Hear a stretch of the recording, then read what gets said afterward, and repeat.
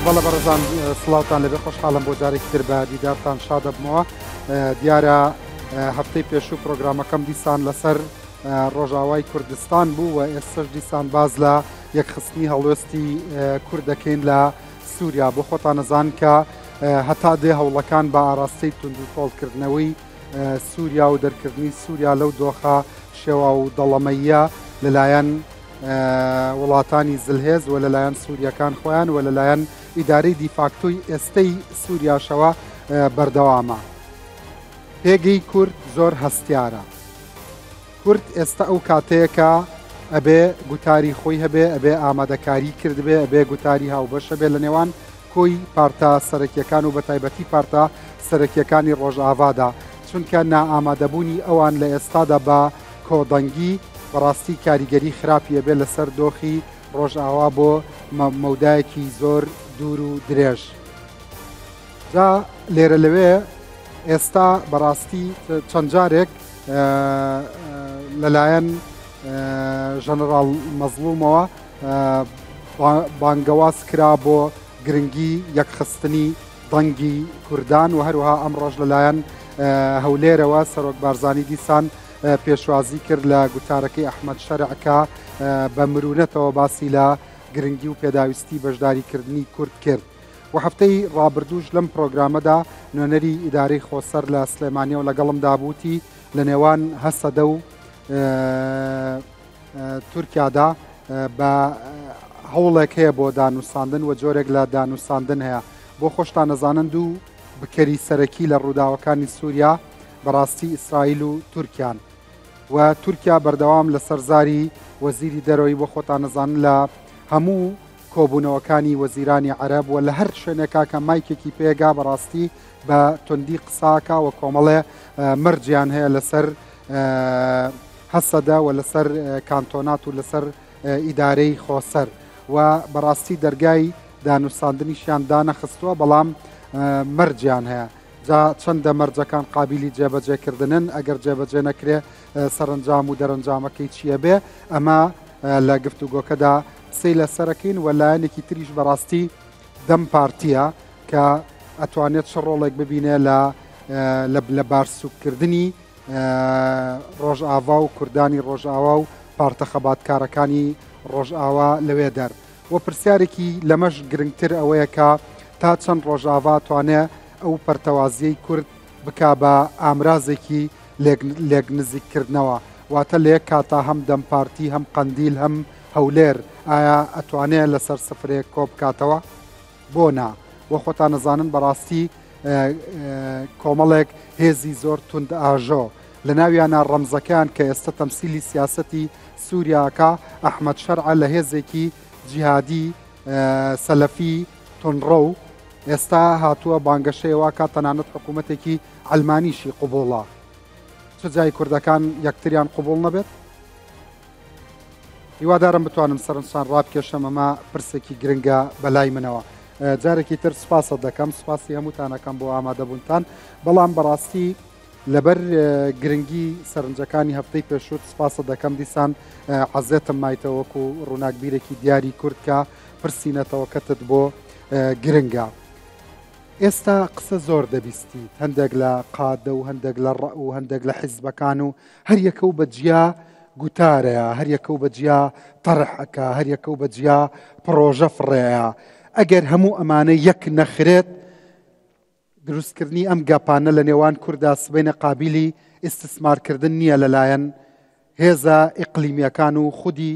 دەسەڵاتی ئێستای سووریاشەوە. بەنای خۆی بەخشندە میهرەبان،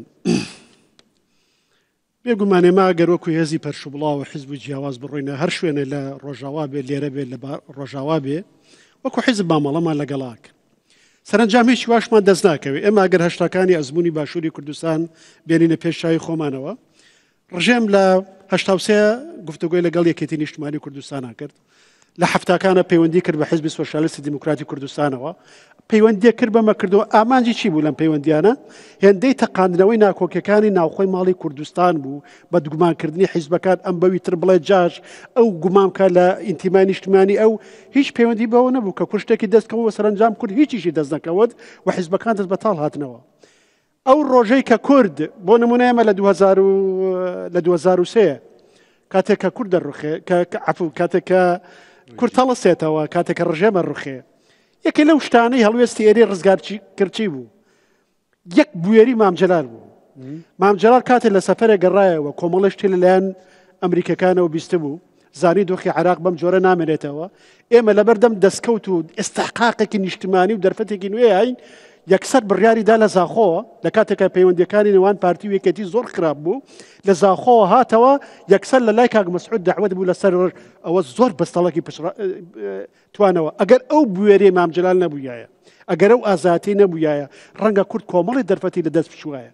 ئەگەر ئێمە بە تەواوەتی یەکگرتوو بووینایە ئێمە بە یەکگرتووی ڕۆیشتین قەیناکە دوو ئیدارەمانە بوو پارتی وێکێتی دوای ئەوە تێگەیشتنیان کرد دۆخێ لە عێراقا هەیە وەفدی هاوبەشان ڕۆشن بۆ ئەمریکا بۆ عێراق لای ئۆپۆزیسیۆن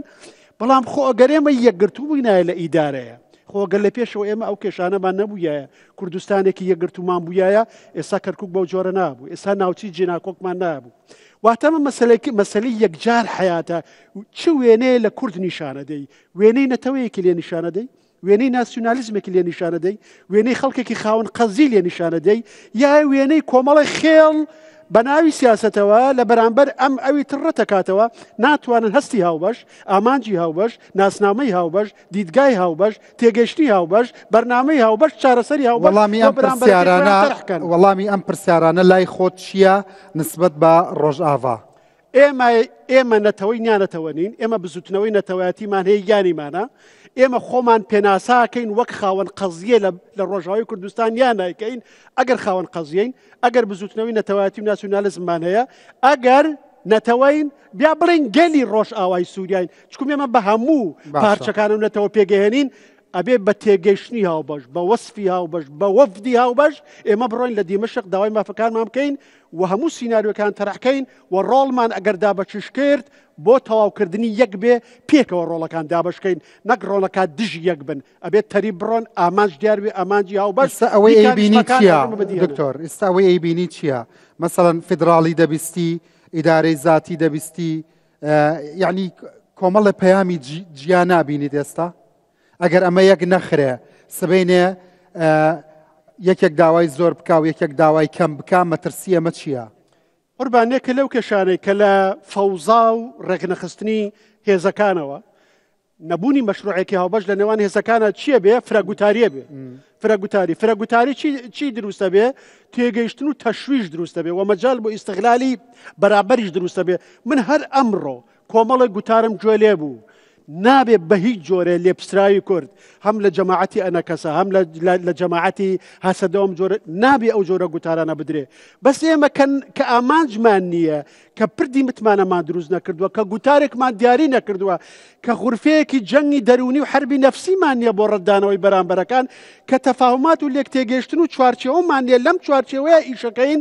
ناتوانین لە ڕاستیە تعبیر بینەوە لەوەی کە ئەمانەوی بکەین ئێستا بۆ ڕۆژئاوا ژووری عەمەلیات ژووری دانووسان ئامادەکاری کۆکردنەوەی عەقڵەکان ڕۆشنبیران ڕووناکبیران هەزەروانان پارتە سیاسیەکان بەیەکەوە هەرچەندە بەڕاستی ماشەڵاوەندە پارتی سیاسی هەیە ڕاستی بێژم عاجز نەبن لە من ئەگەر نزیکی 100 پارتی سیاسی لە ڕۆژاوای کوردستان هەیە ئەگەر یەکی بتەنێ یەک گەڕێک یەک مەحەلە وەربگرێ هەمی سووریا ji بۆ کوردا دەبێ نەزانم ئەvە دیموکراسیە ئەvە قازانج دەکا کووردا لە ئەف فرە حیزبیە یا زەرەرە ji بۆمە ئەvە نەزانم پرسیار ji بۆتە بوو بێگومان یعنی ئەمە یەک و یەکەکاتە دوو یەک و یەکەکات ئێمە لە دۆخێکی ئاساییە نین ئێمە سووریا ڕووخاوە دەوڵەت ڕووخاوە ئێمە دەوڵەت بیناکرێتەوە سیستمی سیاسی تێگەهێنرێتەوە دەستور ئەنووسرێتەوە ئیتر ئەم شتانە ئەمڕۆ هەندێک شت تااقەتی کردووی هەندێک تەسریح لێ دوان چی بوو؟ یعنی یەک هەل لە ئەنقەرەوە مەسەل لێپسراوی فراکسۆنی دەمپارتی کە ڕۆڵێکی زۆر گەورابینێ جەماعەتی دیمەشق بە داعش و ترۆریست و ئەمە وەسفەکان نابێ بەسەر کاک حەکیم بەشار ئەڵێ یعنی جەماعەتی هەسەدە و پێ دوم جۆرە بەشێک بوون لە ڕژێم و پێگەی کوردیان لاواز کردووە و ئەمە لێدوانی مەسئولانە نییە. مەسەل نوێنەری خود سەر لە سلێمانی ئەڵێ ئیخوانە ترۆریستەکان لە 82 و لە حەما بابە ئیخوان بەیانی فراکسۆنێکی 30 نەفەریە بێت لە دیمەشق تۆ بۆی کەی بە دوژمنی خۆت. یعنی پەرش و بڵاوی بێ بەرنامەی هەموو شتی نەگەتیڤ بوو. ئەی چی پۆزەتیڤت بینی؟ ئەوە لێدوانەکانی مەزڵوم عەبدی تاکو ئێستا هاوسەنگن، تاکو ئێستا بەرپرسانن. من سەیری لێدوانەکان یەکەم پێم وایە تاکو ئێستا هاوسەنگ و لێپسراونە قسەی کردو. پەیامی هەولێرت پێ چۆنە؟ پەیامی ڕۆڵی هەبێ؟ ناکە ڕۆڵی هەبێ، ئەتوانە ڕۆڵی زۆر گەورەی هەبێ. کارەسات ئەوەی ئێمە بووە ئێستا پەرلەمانمان کارا بێ، ئەبووە دانیشتەیەکی تایبەتی پەرلەمان بۆ ئەم بابەتە سەرکەین، ئەبووە یەکێتی و پارتی و حکوومەت ئێستا بەرنامەیەکی تایبەتی هەبێ، ئەبووە تێگەیشتنی هاوبەشیان هەبێ. چی بکەن ئێمە وەکو ئێرە لەبەرەوەی مەسەلەی ڕۆژاوا هەر مەسەلەی ڕۆژاوا نییە کە ڕۆژئاوا بوو بە هەرێمێکی فدراڵ با بەشێکی کوردستانیش بێ تاپۆ ئەشکێ ئیتر تەنها ئێمە ئیستسنا نابین دەرگاکرێتەوە ڕۆژهەڵاتی کوردستانیش ئەبێ بە فدراڵی لە 10 ساڵی داهاتوە باکووری کوردستانیش دەبێ بە فدراڵی. ڕۆژی کووردە دەرفەتی کووردە گوناحە ئێمە لە ئەسلی لێپسراوی. پێشەوەی بچمە لای مامۆستا کامەران بەدرخان هەفتەی پێشوو قسێک لەلام بەجێماوە وتت ئەبێ کورد لە ڕۆژاوا پیچێک سیاسەتێکی لاستیکی پیادە بکە، پیچێک فلێکسەبڵ بە. وتت ممکن نییە مەرج نییە ئەف سیستەمی خۆبەڕێوەبەری فەرز بکرێ، ممکنە شتێکی دی چێ بکەن، ممکنە نەواقعی بێ دەگەل سووریایی نوکە چ دەبێژی؟ ئێمە پێش ڕوخان ڕژێم کۆمەڵی ناوچەی نەفوزمان هەبوو، هێزی چەکدارمان هەبوو. ناوچەیەک پێدە کۆنتترۆلی کردو، هەسەدە کۆنتترۆلی کردووە، ناوچەیەک تر ئێرانەکان و ڕووسەکان و ناوچەیەکی تر هێزەکانی نزیک لە تورکیا ئۆپۆزیسیۆنی کۆنی سووریا. ئێستا ئەمە نامێنێ. ئێستا دەستور ئەنووسرێتەوە، سیستمی داهاتوو بەڕێوا برێت، تۆ دەوڵەت بناغەکانی دامەزرێنێتەوە، تۆ ئەم دەستورەت سووریا سیستم چۆن داڕێژرێتەوە؟ سیستمێکی فدراڵیە، مرکزیە، کۆنفدراڵیە، ئەگەر فدراڵیە مۆدێلی فدراڵەتێکی کامەیە، تۆ ئەبێ لە چوارچەوەی ئەمەیە خۆت بگونجێنی، خۆ ئەو لەگەڵ تۆ خۆی ناگونجێنە، ئەبێ تۆ لەگەڵ خۆیان خۆت بگونجێنی، ئەبێ تۆ دەورت هەبێ لە نووسینەوەی ئەو دەستورەیە، لە دیاریکردنی سیستمی نوێی سووریایە، لە دامەزراندنەوەی دەوڵەتە. بۆ ئەوەی دەوریشت هەبێ ئەبێ هەموو توانەکانت یەکخەی، لەبەرەوەی ئەگەر هەموو توانەکانی یەکخەی ئەنجاتوانی مۆرکردانی بەسەر و سیستمە سیاسی کە دروست. حتا نوکەوەکی مامۆستا گوت هەست ناکەی خطابێ هەمی جیهەت بە تایبەتی وەژی لە ڤری خطابێکی حیزبیە، حتا نوکە حزب ئارمانجا، حتا نوکە پرۆگرامێکی نەتەوەیی هاوبەش نینە لە ناوبەرێ حیزبێن کوردی. بری هر تشتی هسته دکتر کیفخوشی پشوازید کم براستی لی اواگو ام لدوانا حواله کی یان لدوانا که برای کی به دناو کردادا باشا ام یکی ببینن وکا یعنی هوا کا خراب چیت که یکی دی هوا کا باز چیت که تخمین ام نولویا یعنی از پیرا ما راستا برای لدوانا ما هنکی بهتر مرو برپرسیاری بکه بس نمانا وینا گوت بهوری که بیجه گو براستی وقت کی وابو معنای تخرات که نخیر نولوه اویک یاد دوا بگشتی نها یعنی هزویا گرمیه کیا رژیم روخیایا ناکوکی ما بصالای دریج دکن نولو حسانیه مخابن یعنی هنکی غافل شو ام لبربون گو دناو ما و پیانا کدا وقت کی دا دیالوگ 2018 دست بکر از بحثا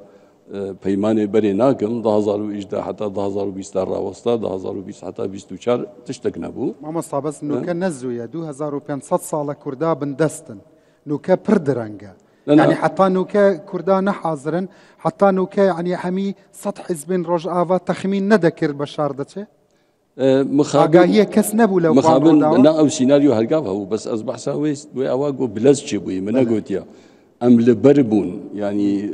بريشش مها امريكي جاركي دي كت نصر خطيده دوي اون ديالوغا خو دس بكن نبو يعني بيسر بريشتي امريكيه اما ام هرقاف بجن امادنا وام چوناوي طرف دينا اماده بو يعني او بو ياغو متخصص بقمدا ناكوكي ما هنا نغونينن او ناكوكي جي نايوي واتيغو ام نكارن درباس بكن بليم كارن درباس بكن لواغو ام دبيجن شفوروكي دا اوي درباس ببن نخير نولويا مخابن من نكاريبو ام بگنا پیمانكي گناه ايرو هي بري رژيم بروخه مبهور اداره و هرمه قربانا ام بشك بانا اداره و هرمه ما اتفاقك هبانا امنها نمحتاجي في ما مصاي خوشويست بۆ نمونە ئێستا ئەوەی کە پرسیارە بۆچی ئەنە کەسەش لەگەڵ هەسەدە پلانێکی هاوبەش دانانێ بۆچی خیتابی ئێوە شتێکە و خیتابی ئەوان شتێکی دیە کەی خیتابێکی موحەد دەبینین لە جەم هەمی پارتێن سیاسی ڕۆژئاوا یعنی دکتۆر گوت ئەڤە پڕ خەتەرە مەترسیەکی پڕ مەزنە ئەنە کەسەت شتێک بێژێ هەسەدەت شتێک بێژێ ئەنجومەند شتێک بێژێ حیزبێکی دیت شتێک بێژێ ئەم نابێژن لەها گەرەکە ولۆ ببێ ئەم نەگەهان پەیمانێ چێ بکەن ئەواگو ئەم ناکۆک بوون ڕاستیەکە و ریالیتەکە مەگەر ژەنەڕاڵ مەزڵۆم نابێژێ وەرن حەمیا بە هەڤڕا سیاسەتێک دابڕێژین نەبتەنێ داخوازیکەیە یعنی چیرۆک نە هەمە داخوازیەکە کەرەم کرد مەسەلەن ئێمە مەگوتیە مەگەلێکی زەلال گوتیە بەس یەک تشتی بتەنێ بکەن و ساڵایەژی عەکسێوێت کردن ئەم وەکە کوردستانە سووریا وەکە کوردێن ڕۆژئاوا بوونە قوربانێ ناکۆکیە دناوبەرا پێکاکێ و تورکیادا ئەو سیاسەتە گۆ ڕێڤەبەریە دمەژاند ئەو سیاست بوو گۆ ناکۆکیە تورکیا و پێکاکێ چنە ئەم کردبوونەوەی ئەوێدا باشە یعنی ئیتر حتاکێ ئەڤە بە شارژی نەما مەسەلەن وان تشتان نەتازەیە بارودۆخێن نۆ قسەیە نۆ دەخوازێ مەسەن ئەم هەر بێژین تورکیا و پەکەکە ناسازن مەژی ناسازین یان فولستۆپ دادەنێن یان سیاست چییە نە هونەری ممکناتە نەفەن الممکناتە منی ئەو گوتوانە بەستە ڕێ نەداماز بێژ نەهەمە یەک تشتێک خۆستیە جوانە مە گوتیە خۆ پەکەکە دوور بکەن خۆش پەکەکی دوور بکەن کارێ مەژی ئاسانتر دەبێت وە دەبێژە یا تورکیا دەبێت نەخێر من بهیست هاکان فیدان دەبێژی دەبێژ ناشخوا بەس گوتڕێ بدیازێ زوو ئەو دکیانی 2018 دەمە خۆستیە هەکان فیدان دۆ گوتیە مەبەری 6 ساڵا چیرۆک گوتیە و هێ بەری وێژی مەدگوت مەدگوت چێ نابێ پێکاکێ وەکە کادرێکی لێ دەرێ ڕەڤەبەریا ڕۆژاوای کوردستانی بکێ مەدزانی بۆ ڕۆژێکە هەڵوەل پێشیامایە و بوو سەبەب هەرگاف گۆ ئەو ناکۆکی ماهێنێک دەڤەرێن گرنگ عەزیز ژ ڕۆژاوای کوردستانیدان ئیرۆ ئەم بێژنەوانە وێ بکن بێچاوە جەبهەت نەسرە ناوی چیە ئەحمەد شەرع خۆ جەبهەت نەسرە دوور خست و کاری بوو چ قەزەنجا بکێ ئیرۆ ئەفتی خۆسم بەرپرسیاریە تورکا ممکنە بێتە جێبەجێکردن لە جەم هەسەدا جارێکی دیت داخوازیات ترکا ئەز ئاعتیراد دکم داخوازە مەیە بەری ترکا باشە ینی 2018 دەمە ممکنە ممکنە چمانە ممکنە ji ber çi ez ê çima bêjme te mumkin e mezlûm berî çend roja wî xwe digot digo rast e pêkakê cema hebû niha nemane baş wextê nemane bêje bê ez û em wane eleqê wan jev nîne îdeolojiya ez nabêjme de ez nikarim bêjme de îdeolojiya te çi ye û ez serê xwe jî pê nayişim îdeolojiyayê çi ye شخصی گۆتە جەنابێتە یا نەخێر ڕاگەهاند ینی باوایەکی ینی گۆت ئەگەر ژەنەڕاڵ مەزلوم وەسا بێژێ تەسیر چ دەبێت چی چێ دەکات تەسیرەکێتکێ گو ئەم کارە بن یەک ژێ بەڕاستی بکەونە پرۆژێکی دە گۆ بێ نسب نەتبن باندۆرات شتێکی دەیە یەک یاد دووە ئەمریکا و فەرەنسا و ئەوروپا ژی تشتێک کەوێ دەستێوا لە هەمبەر تورکیا گۆ تورکیا شەڕ نەکێ باشە بەس بریتانیا و فەرەنسا تشتێکی داخوازێکی وەکی تورکیا لە هەسەدە هەبووە ئەتزانم لەسەر خەتێ نەجبووی ویکاری ئەتزانم بەس بە وازەحی وەکی تە نابێژن لازمە ئەز نزام جوار گوتن نەگوتە ئەژبەر ئەز نەتجوینەوە دەنا ئامادەمە بەس ئەڤنا ئەڤ هەولدان هەیە سپاس مامۆستای هێژا و مەزن پاشی دەڤەگەڕێم جەمتا مامۆستا نوکە دەخوازم بینەرێمە بینەرانی ئێمە بزانن ئێستا لە ڕۆژئاوای کوردستان چەند حیزبی سیاسی هەیە ئەز تشتێ هەنا سەر عەردێ دۆر 25 پارتی بە پەیەدێرەنە 25 ئەمە پەیەدا ئەی ئەنجومەن ئەنجومەن حەفدە تەڤل و پێکاتی ئێزیدیە یعنی 16 پارتینە پێکاتی وەکی دیژی ئێگۆ نەد هەردوو ئیتارادەنە ئەوژی پێ 6 حزب ئەکید هەنە ینی بە ئاشکرا 48 حیزب لە ڕۆژئاوا هەیە بەلێ هەری کورد هەری کورد بەلێ تەڤل و پەیەدێژی کورد باشە ئەوە تەسیری یعنی من خۆم بڕۆم بە پلورالیزم و فرەحیزبی هەیە بەڵام ئەمەنە پلوراڵە ئیتر ئەوە چڕە أفا أوندب لورال بوا إتر وانيا شرايا إبا مبين شرايا ما مستعي هذا أفا جنابي ما مستع كامران حاجة دبيجي أفا نورمالا تتش دبيجي أفا جبو كردا باشا نباشا تشيا هرتشت سرتا زور سپاس و سپاس بو او شيء جوان وخوش دەست پێکردنی دکتۆر ئەبوبەکر زۆر بە جوانی ئانالیز و شرۆڤەیەکدا ڕەوشی گشتی و یان وەک تەفگەرا کوردی وەک چێ مە جیادکێ لە ئەم بێژن حالاتی نۆرمال حالاتی احتیادی حالاتی دیموکراسی بە بێ ئەو ئجراءاتی ئستثنایی ئێمە وەزعێکی استثنائي ده وضعك روشك يكجار خطرناك دنا إجا سباس بأو تمهيدي جوان كام وقدله بو هاندان برو بأو نقطة جرينج إبيوست وقد بيت النقاش كرن أبغى زور جرينج سلا أستك جوان باشا جمارك بجدي هولي جدي أبينية هموي بو رأي عام تشتك دبيجن دبراكتيك دا سياستك ديتا جبجه كرن نوكا دنافبري انجومان دنافبري هسدا دنافبري حمي وان بارتن سياسي كرولو كاريگري هي لروجافايا كردستان هولي جديدة بيني جبو دانو ساندن بهفرا آماده كردنا نخشريكي جبو دانو ساندن دقل حكومة تازين سوريا مخابن بداخوا او كيشي وقرفتي كلناو خدي بارتو وجروب سياسي كردي سوريا هنا أنا أمانجي مباشر راستخو إك سياستي حكومتي سوريا بو إما ملتك بندستن إما نسل شعوي علمي راست دروس ما كدوا نش دور برمان حتى دمك نزي كرديش قد غبوا حتى قصة كردن إذا إما لهلو مرجك يكجار أوارتد دجين ودجيان أنجامانا كهانة شوازي دانو سندنمان شوازي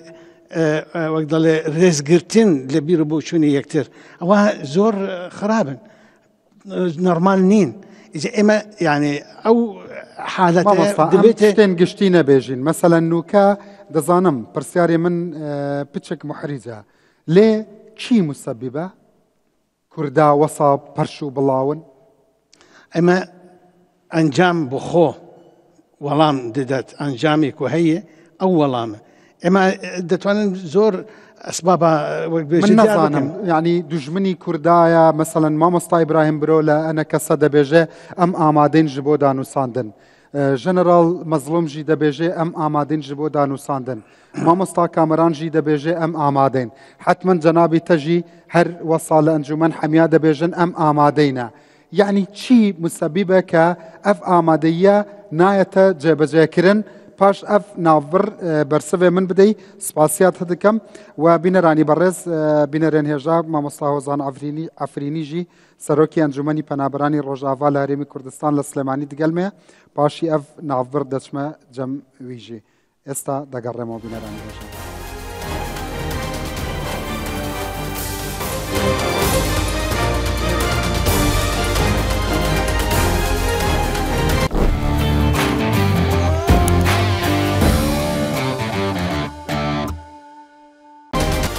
والله برزان جاري كتر سلاوتان لبيت مامۆستا پرسیاری ئەوم کرد چی ڕێگیرە هەمیا دەبێژن پارتێن سەرەکی هەمیا دەبێژن پڕ زەڕورە نوکە دانووساندن چێ ببێ ji بۆ دانانە نەخشەڕەیەک پلانێکی هاوبەش ئەvە بتەنێ ji بۆ ئیعلامە ji بۆ فریودانە ji بۆ چێکردنا وشیاریەکی ساختەیە وەعیەکی زائیفە یان چما چێ نابێ ئەف دانووساندن؟ بله يعني بهتر دبيجن ونابيجن كورمانجي ولو دبيجن دبيجن وچه ناكن نابيجن تطبيق ناكن يعني نابيجن جوانا أروي دبيجن لي نابيجن أري إما دبيجن روشا سوري كاكاكو دسبيكا قيرانا يعني كريزي دسبيكر إرادة سوريا كتا دستي دولتا دا نما دستي سوريا دا بحمه آلية خو نا رجيم ونا أوبوزيسيون ونا كسيدن يعني أنا جبو أبدريج نكم چلو چي بو چا أو بو يعني نها دیارە لەبەر چاو هەر کەسێک ڕەوشەمبیر و هەر کەسێک تێدەگەهێ و هەر کەسێک چۆپێنێ و دلسۆزێ ملەتێ و کورد دەبینن بێ و سووریا دەبینن بێ چاوە ئەڤ ڕەوش بە چ ڕەنگی ئەخراج بوو یانی یەکی گۆمەهاژێ نەی و على ئەساس سەر لیستا تیرۆلێ و على ئەساس نابێ کەس سلاوێ لێکێ هات بوو قائدێ سووریا و بەدەستێوی بریارە دەولەتە دەولەتێن دەست درێژیە دەسوەردانێت ناو سووریا دەتکن و خودی بریارن دەڕەوشا سووریدا ئەوە ئەف بریارستاندیە ئێمە وەختێ ئەم تێن چارەسەریە قەدیا کوردی لە سووری دگەڕن دەبێ ئەم بزانن چاوە گونجاو ببێ بە ئەرەیە ڤا دەولەتە پشتگیریە ڤا دەولەتە هەندێک کەس دەبێژن مەسەڵەن ناوێ حیزبێوە سەرۆکی نوێنەرایەتی ئەنجومەنی کوردی سووریا لە هەرێمی کوردستان چما دەبێژن کوردی سووریا چما نابێژن نوێنەرایەتیە کوردستان عینەم vê dixwazin heme bira peyedê navê xwe peyedê li Kurdî fî Sûriya bila Kurdistan me navê yani bila navê xwe dê belê ji bo em karibin bi hevdûra nêzîkî hev bin yani niha ji vê navê me qesda min ev bû min xwaz bêjim mamosta berî her tiştekî lazim e we biçin meselen Kurdistan tespît bikin li Sûriyayê nû de belê hemiya dezane Kurd heye lê Kurdistan heye ya nîne li wê derê li cem encûmen û li cem hese de şkeremate ئێمە li gor bernamecê me û partiyên sereke jî û ê taze jî çêbûne xebata wa ser te'mîna mafê Kurd li Sûriya mafê Kurd ne Kurdistanekê em çê bikin em nikarin Kurdistanekê çê bikin di Sûriya de lê nasnama me û di edebiyatê me de û di cerîdê me de û di minhac û nîzamê me yê daxilî de danîne Kurdistan Sûriya lê niha em xebata me mafê Kurd Sûriya em çawa tespît bikin yani bila em bikaribin aliyê Kurdî li ser mafê Kurd kaxeteke Kurdî bitefqin bi hevdûra kêşa me niha nav me û peyedê de kak ako ئەڤایە ئەم نکارن سەر کاغەتەکە کوردی وەڵام مامۆستا ئەف داخوایانیەتە دژمنên کورد بە 100 ملیار دۆلار دەخوازێ مەسەلەن چ نەبوویە مامۆستا دەبێژێ ئەم نەکارین کوردستان چێ بکەین لەوێ دەرێ زانێ ئەم هەنێکی وێنا شرۆڤە بکەن ئەگەر زەحمەت نەبێ وەخت بدێ ئێمە هەر تشتێکی ڕاست ئەم بێژن و دژمن تەقاتع چێ ببێ ئەو ژی يعني ببيني أبناء درست يعني معناوي أم بلغات خنا دستي دجمن ده از كردستان سوريا ما از نكارم كردستان تشيكم اقليم كردستان انا نا كردستان تشيكرنا اقليمك فيدرالا دفيقو ناغي دولو و نابي چي استفتاء هرمي كردستان لفه بله نابي و هرمي كرد هفته سال عربا دقوتن ونكارن كردستان دقوتن حكمي ذاتي دقوتن شمال وقت هفته دا صلاح سر سنين هاتيه تقديم كردن تمام انا بخوينه جلال طالباني وانجي خبات كريا حتى اف مفهوم تثبيت كريا دا كرماته وقت صلاح هفته دا كردستان عراقي دقوتن حكم ذاتي هنگی نتخواستن کردستانی چیکن شعاری وا بس حکم ذاتی بو صالح شعاری وا چیا اما ام تخوازن فدرالی که سوریا دا چی بکن و اقلیمه کی کردی فدرال بی بله ام في تخوازن بله جناب بس هناكي شروفا كرن يعني دنا مو ام بشكن ركبريا سياسي سوري هر غازن جمت كرن گوتن د بلاوكي ودا دناوي بارتي ودا نا گوتنا كردستان ته مجوار بزلالی گوت مگود پروگرام مجروجا پیشی پارتی دا مزران هاتیه دا مزراندن و چقدر دا بجی بویا حمود بیجن کردستان چهار پارچه اف پارچه ها سایکس پیکو او هاتیه کتیه نام سوریا دا لی ام آمادنا به ملت سوری را ام بگهنه چش بوی مافی کرده ام جویر آمادنا لی ولا کردستان ام ناوی خوبو گهرنج بوی ام یکی قایل کن نخیر رخنه خلقی بلاین اوه جوا جپیده دەبێژن پەیەدە و ئەنجومەن چەند حیزبان چێ کریە حتا ji bo kêbirkên rikaberî yektirî ji bo kêbirkê di navberê xwe de qerarî Kurdî pert kiriye وەچە دەبێژن جەنابێتە نانا پرتکردنا بریارە کوردی نەژبەر پڕبوونا هەنێک پارتیایە ئەم هەموو گوتاری کوردی چماونە تەمام ئەزێ بێمەوەیش بەر گوتارە کوردی نهات دناو دوو بەشادە بەشێک ژێ ئەنجومەنا کوردی نونایەتیاوێت کێ بەشێک ژی پەیەدا و کەی دەبێتە یەک گوتار مە هەولدا مە سێ پەیمانکردن مە پاشێ دیالۆگ کرد و ئەم ناهێژی پەی وێ دیالۆگێنا و ئەم خۆژێ دوور ناخن لێ دوێ ئەم هەموو زانبن د دنیای هەموویدا دیتنên siyasî cuda cuda hene wextê ku xelkek werê nêzîkî hev divê diyalog werê kirin li ser wa tiştê hevbeş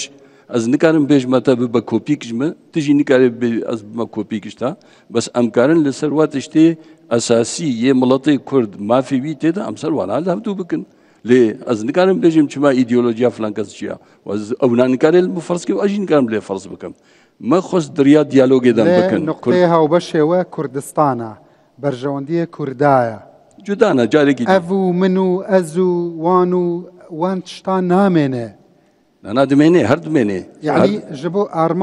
ئارمانجێوە نەیەکە بس إذناته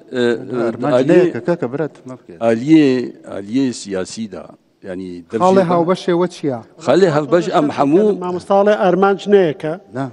چۆنا نەیەکە ینی ئارمانج نەیەکە ئارمانجیاوازەکە لە چێ ئێمە ئەس بەحراوی نابم دیتنێ ما دا آلية خستنا ما جبوي كردستان سوريا أم فيدرالي كي تخواصي طرفي دي تجمع برسي أصفو نظام چه تخواصي باش gelek swasiyeta dikem deçme cem mamosta Hozan Afrini berî her tiştek serî rêz û newazî ji bo kak Abdulqadirî biraya te dixwazim ke li herêmê Efrîn hate şehîdkirin kak Abdurrahman xebatkarekî Kurd bû li wê derê hate şehîd bûn heta nekewête destî çekdarên dijmin bi destê xwe şehîd kir te xweş bî û sax bî mamosta Hozan Afrini مامۆستا Hozan nûke li her katek zêdetir pitir danûsandin giring e te çi dibêjî li ser ev rewş çawa danûsan bête çêkirin di navberê partên siyasî Kurdî da di Rojava da زۆر زۆر سپاس بۆ تۆ و بۆ بەرنەمەکەت و بۆ میوانەکەت بۆ گەلی ئێمەی گەلی وڵاتپارێزی کوردپەروەر باشووری کوردستان کە پشتیوانی لە ڕووجاوای کوردستان دەکەن بڕاستی لە پرسیاری ئێوە ئێمە وەکو هەموو ڕەوشەمبیرێک وەکو ڕۆژنەمانووسان وەکو پەنەبەرانی ڕۆژاوای کوردستان ئێمە داوا ئەوەیە کە لە هەموو لایەنەکانی سیاسی خۆمان ئەکەن کە گوتاری خۆیان یەک بخەن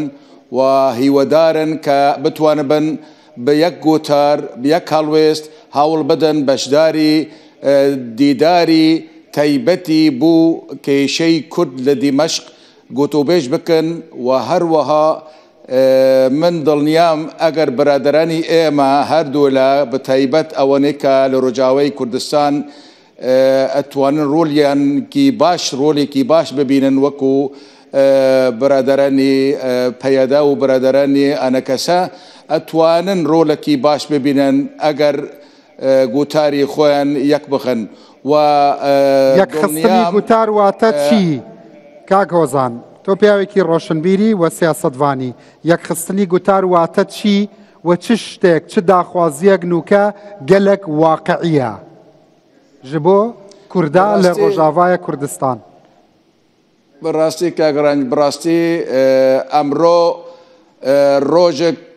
زۆر گرینگە و دەرفەتێکی زێڕێنیە بۆ ڕۆژاوای کوردستان و بۆ هەموو لایەنەکان بە تایبەت لایەنەکانی خۆمانی سیاسی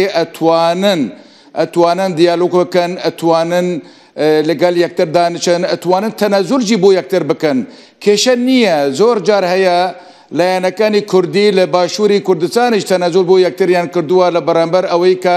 بگەنن سێغەتێکی یەکڕێژی بگەن سێغەتێکی یەک گوتاری وەکو برێز مام جەلال و برێز مەسعود بەرزانی کە چۆن ئەو سیستەمە ئەتوانین جێبجێ بکەن و لە دەستوری عێراقیش مافی کورد بچەسپێنن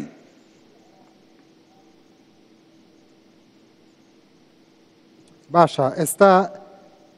بۆ نمونە هەتا ئێستا قسەکان گشتیە ئێستا بینەرێکی من کە خەمی ڕۆژاوایەتی بەڵام لە موردەکاریانە تێناگا حەزەکەم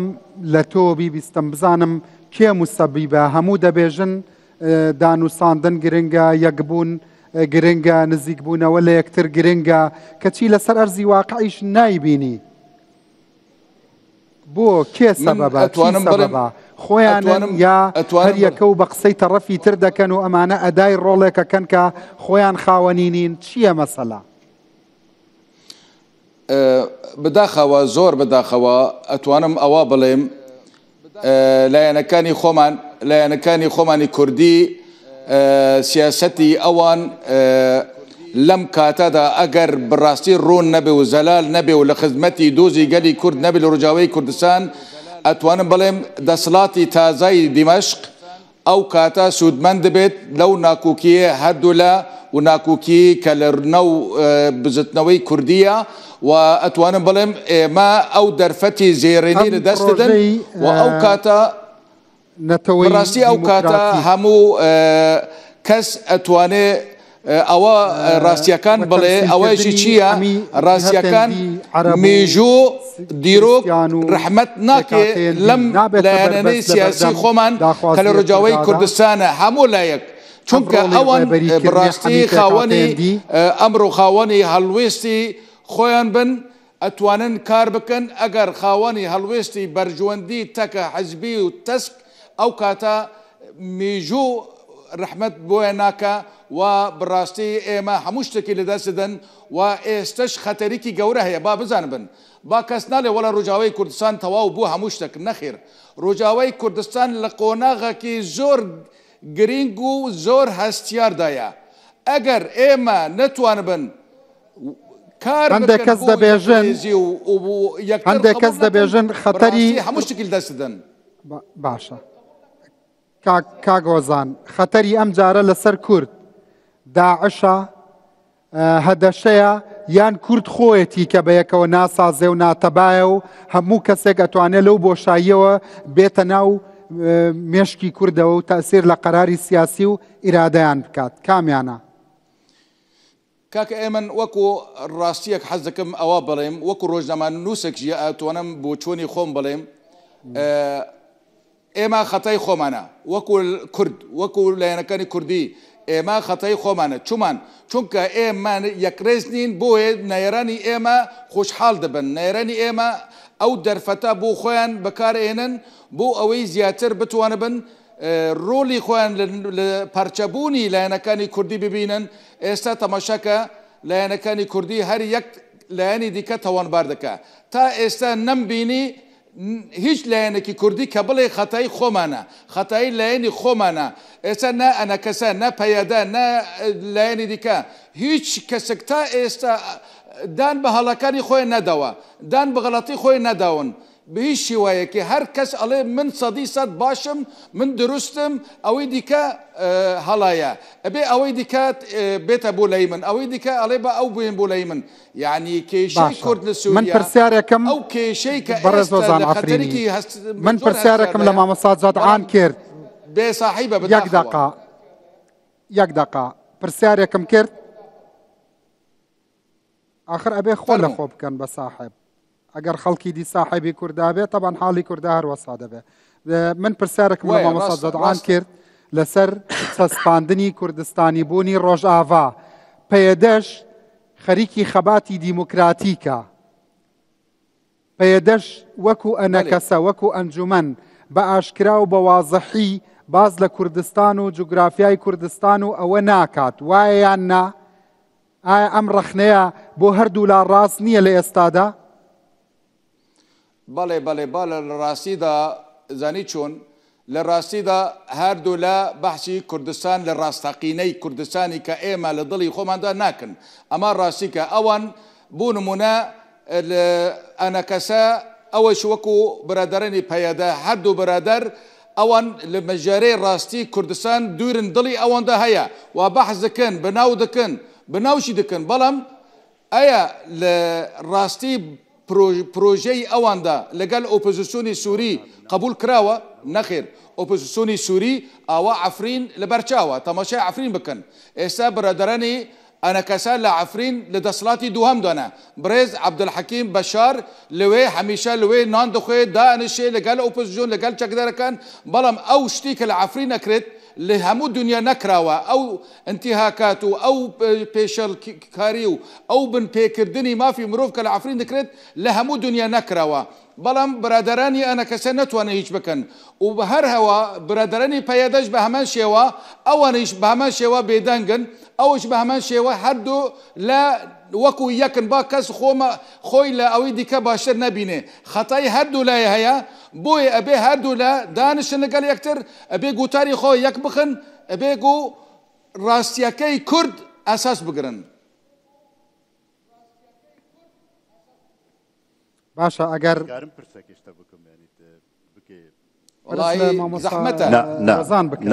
مامۆستا وەزان ناکەم ئەمکارن بە پەیام هەیە ji بۆوە ئەڤژی کوردێکە چما ڕاستەخۆ لەویژی ناپ ناناز ینیش بۆ نەبێ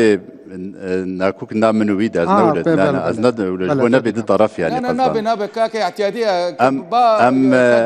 ئەم چت خوازن وەک کورد دەبێژە پڕ احتیادیە کاکۆزان غەم ناکێ سەرچاوە ئەم وەکە کورد ji شامێ چت خوازن کەرەمکن ئەم بنویسن چەند نقطە ئەمکارن بتەفقن بە هەفتوورە پەیادێ قبول بکێ سەرچاوە کەرەمکن بێ ئەم چت خوازن ئەم شامێ چت خوازن وەکە باشە مامۆستا وەزان پرسیاری ئەوەم کرد بۆ خۆت ئاگات لێیە بە فەرمی تورکیا باز لە دابڕینی هەسەداکات لە قەندیل و لە پەکەکە پێت وایە ئەم داخوازیە قابلی جێبەجێکردن بێت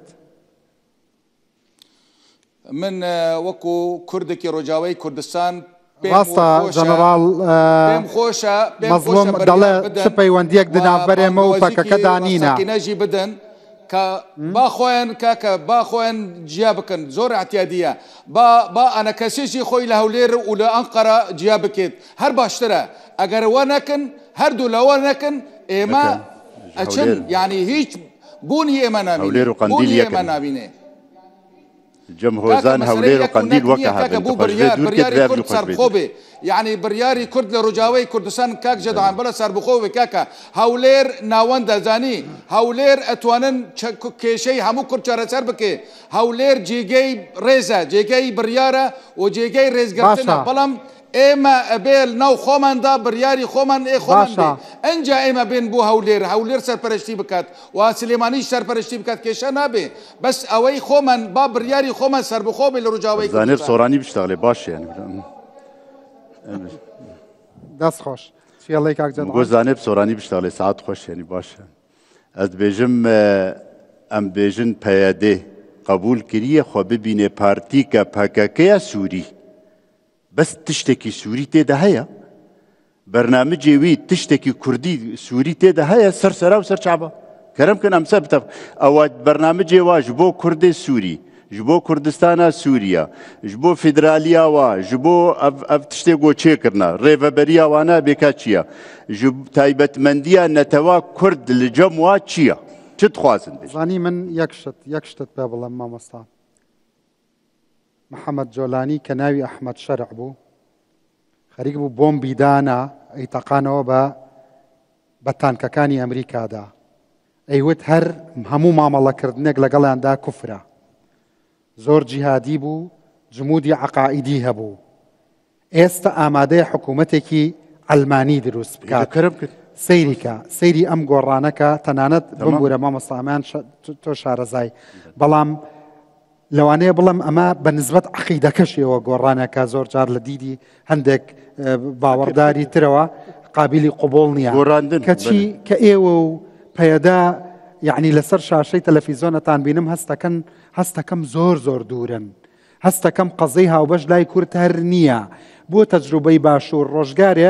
ڕۆژگارێ خەڵکێک هەبوو وایە زانی قەت هەولێر و سلێمانی بە یەک ناگەن قەت قەڵاچوالان و بارزان بە یەک ناگەن بەڵام حکوومەتیشیان دروستڵمێت کێ مە هەردووە وەکە هەفلێت کێ عالیە کوردیتیەوە تزڵمێت کێ ولۆ نابێ ولۆ ینی پەیادێ منزومە پەکەکێ ئەمە دیموقراتیە و براتیا گەلان خدای لە جەموە عاجزمە بە من شتێکی بێژم وەکی دەردەدارێک لە من قبول بکە نەک وەکی واعیزەکی من نەواعیزم وە مامۆستای منن لێ لە جەموە ئەنە کەسە پیرۆسترە لە کوردستان دیارە لە جەموانژی پەیەدە پیرۆستر و مەزەنترە ئەگەر وەسانینە فەرم و ئەوە ڕەوش پڕ خراپە کووردا ئاوارەن وان گەنجا لە هەولێر لە ئەڵمانیا کە ناسی دەکەن قاپ دەشۆن دەربەدەر بوون بێکەسن پارەیەک کارەبانینە پارەیە خانوونینە وڵاتێک ئاوا بکەن چێ بکەن ژ بۆوان بژیان بکەین فەرموو بەس تۆ زەکاتم بەرێ بە بڕای من بەشە لە مناقەشەیە ڕێک چیرۆکەکەی مەولانای ڕۆمیە کە هەندێ پارە بە کۆمەڵە خەڵک بوو یەکێوت دەبێ عینە بکڕین یەکێوت ئەنگورە کڕین و یەکێوت ترێ کڕین کەسیان لە کەسیان تێناگەشتن هەمووشان یەک ئامانجیانە بوو کە ئێوە بیکەن بەس لێک تێناگەیشت من دەرفەتی چاکت دەدەمێ بەس ئەمە یەکشت من تێناگەم تۆ تێم بگەێنە بۆ ئەنە کە ساتوانێ هاوپەیمانی لەگەڵ ئەو چەکدارانەیە بکە کە عەفرینیان داگیر کردووە بۆ ئەوەندە بە قورسی ئەزانێ لەگەڵ هەسەدا هاوپەیمانی بکە مەسێ پەیمان بەهەڤڕەکە لەگەڵ هەسەدا ئەمەندە قورسە بۆ دەکارن لەگەڵ داگیرکەری عەفرین هاوپەیمانی بکەن چما نەکارن بە هەفرا هاوپەیمانی بکەن هەسەدەش بە هەمان شێوە پەیادێ بداعش ڕەکریە و بجۆلانی ڕەکریە و کەسێک نەمایە گۆپێرە نەکریە ئەنە کەسێرە قبول ناکێ سەر کوردیتیە بکەی نەسەر تشتێکی پێت وایە بەقەدەر ئەو چەکدارانە جمودی عەقایدیان هەبێت پێت وایە نانا ڕاستە پرس بۆ دکتۆر بوو ئەمەیان جواب بەمەوە وەڵا ئەو پرسیارە من بە گرنگێ زانم خۆیان من دوورە خەن دکتۆر ڕەدوان ملاحەزەکوی هەیە کرد تو هیچ پرسیار لە من نەکرد من وەڵامی ئەو پرسیارە بەمە پرسیاری شێتێکە یا پرسیارێکی غەمگینانەی هەموو ئینسانێکی کووردا سەدەی سەد بەڵام وەڵام لە ئێستا پێت دەڵێم لە شەرت و مەرجێ بابەتایەتی مەوضوعی ئۆبژکتیڤ دێت ئەگەر ملەتێکی دیتر نەکورد لە شوێنێ کوردان بە سەدا سەد ئەو هەلو مەرجای دیتر بە ئێمە ملەتێکی نەخواندەوار ملەتێکی چاوساندی ملەتێکی پەرچەکردی ئەمە ئەگەر تو لە جوابە بگەڕێ یعنی 47 کێ منش احتمال يعني أو كل نموني تخلف نموني برشبون نموني اضطهادي همو دنياي هن رسالة أوروبا لزور شفنان كانت تدرب كل بأو شيء أو كي شيدكن يعني لذلك حالي برشبون حالي كنا زان شد خوازن حالي نتوان بيك ودانشن أوانك لكردايتي خودي كردايتي هاتوا شافي دجمن دبيجي وصايا نعم لمن أقوى موضوعيا وايا والله اوبجكتيف ملتێکی نەخوێنەوار و ملەتێکی ئەوە نییە وەڵام ملەتێکە حەزارەتێ وان پڕمەزنترە لە هەر وان میلەتی کە کورد بندەستێوان بەداخەوە لەو حال و هەلو مەرجێکە ئێستاتێ دژین ئەنجامی ئەو هەیە ئێکۆ ئیسبات دکە کە ئێمە نەتوانن پێکەوە زۆر جار کەس دەڵێن ئێنگۆ یەکتر تێدگەهێن جارێک ئێمە لە رووسیا لێ ڕیانۆڤەستی من و کابرایکی عەفرینی پێکەوە چ دەڵێن سمینارمان کرد دگوت ئێوە زمانێکتان هەیە خەڵکی عەفرین و جەزیرە یەکتر تێدگەهێن حەقیقەت هەیە یعنی تا دەبێژی ئەف بەهانە نەدێت دژمنێ کورد جزئيا خلق أو تشتي جوجيتي دكه الناس تعمل ما هم قادرون على فعله لا ما يتمنونه إما نبخوز بدع خوازي وقدر خيالي دتواني أنجامي خوازي جيب كان والله ما واندا دزانم للروج آفا جنجي بر روشن فكر هيا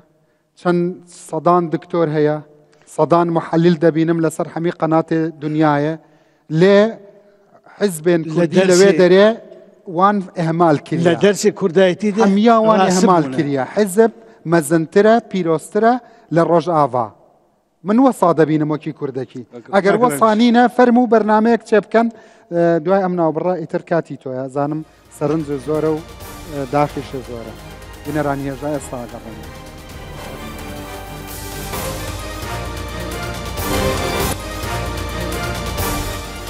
والله برزان سلاوتان لبه او ما مساد زدعان بمن الله تو زور بحماسه ور داوي قوتاري هاو بشكي قوتاري هاو بشكي من كاغزي سبي امزادكم لەسەر داخوازە کورد و کاغەتا کوردی بەلێ داخوازە کورد سووریادا چییە؟ ئەمێ بنویسە ئەم بێگو ئەزان تە چ دانیە مافێ کورد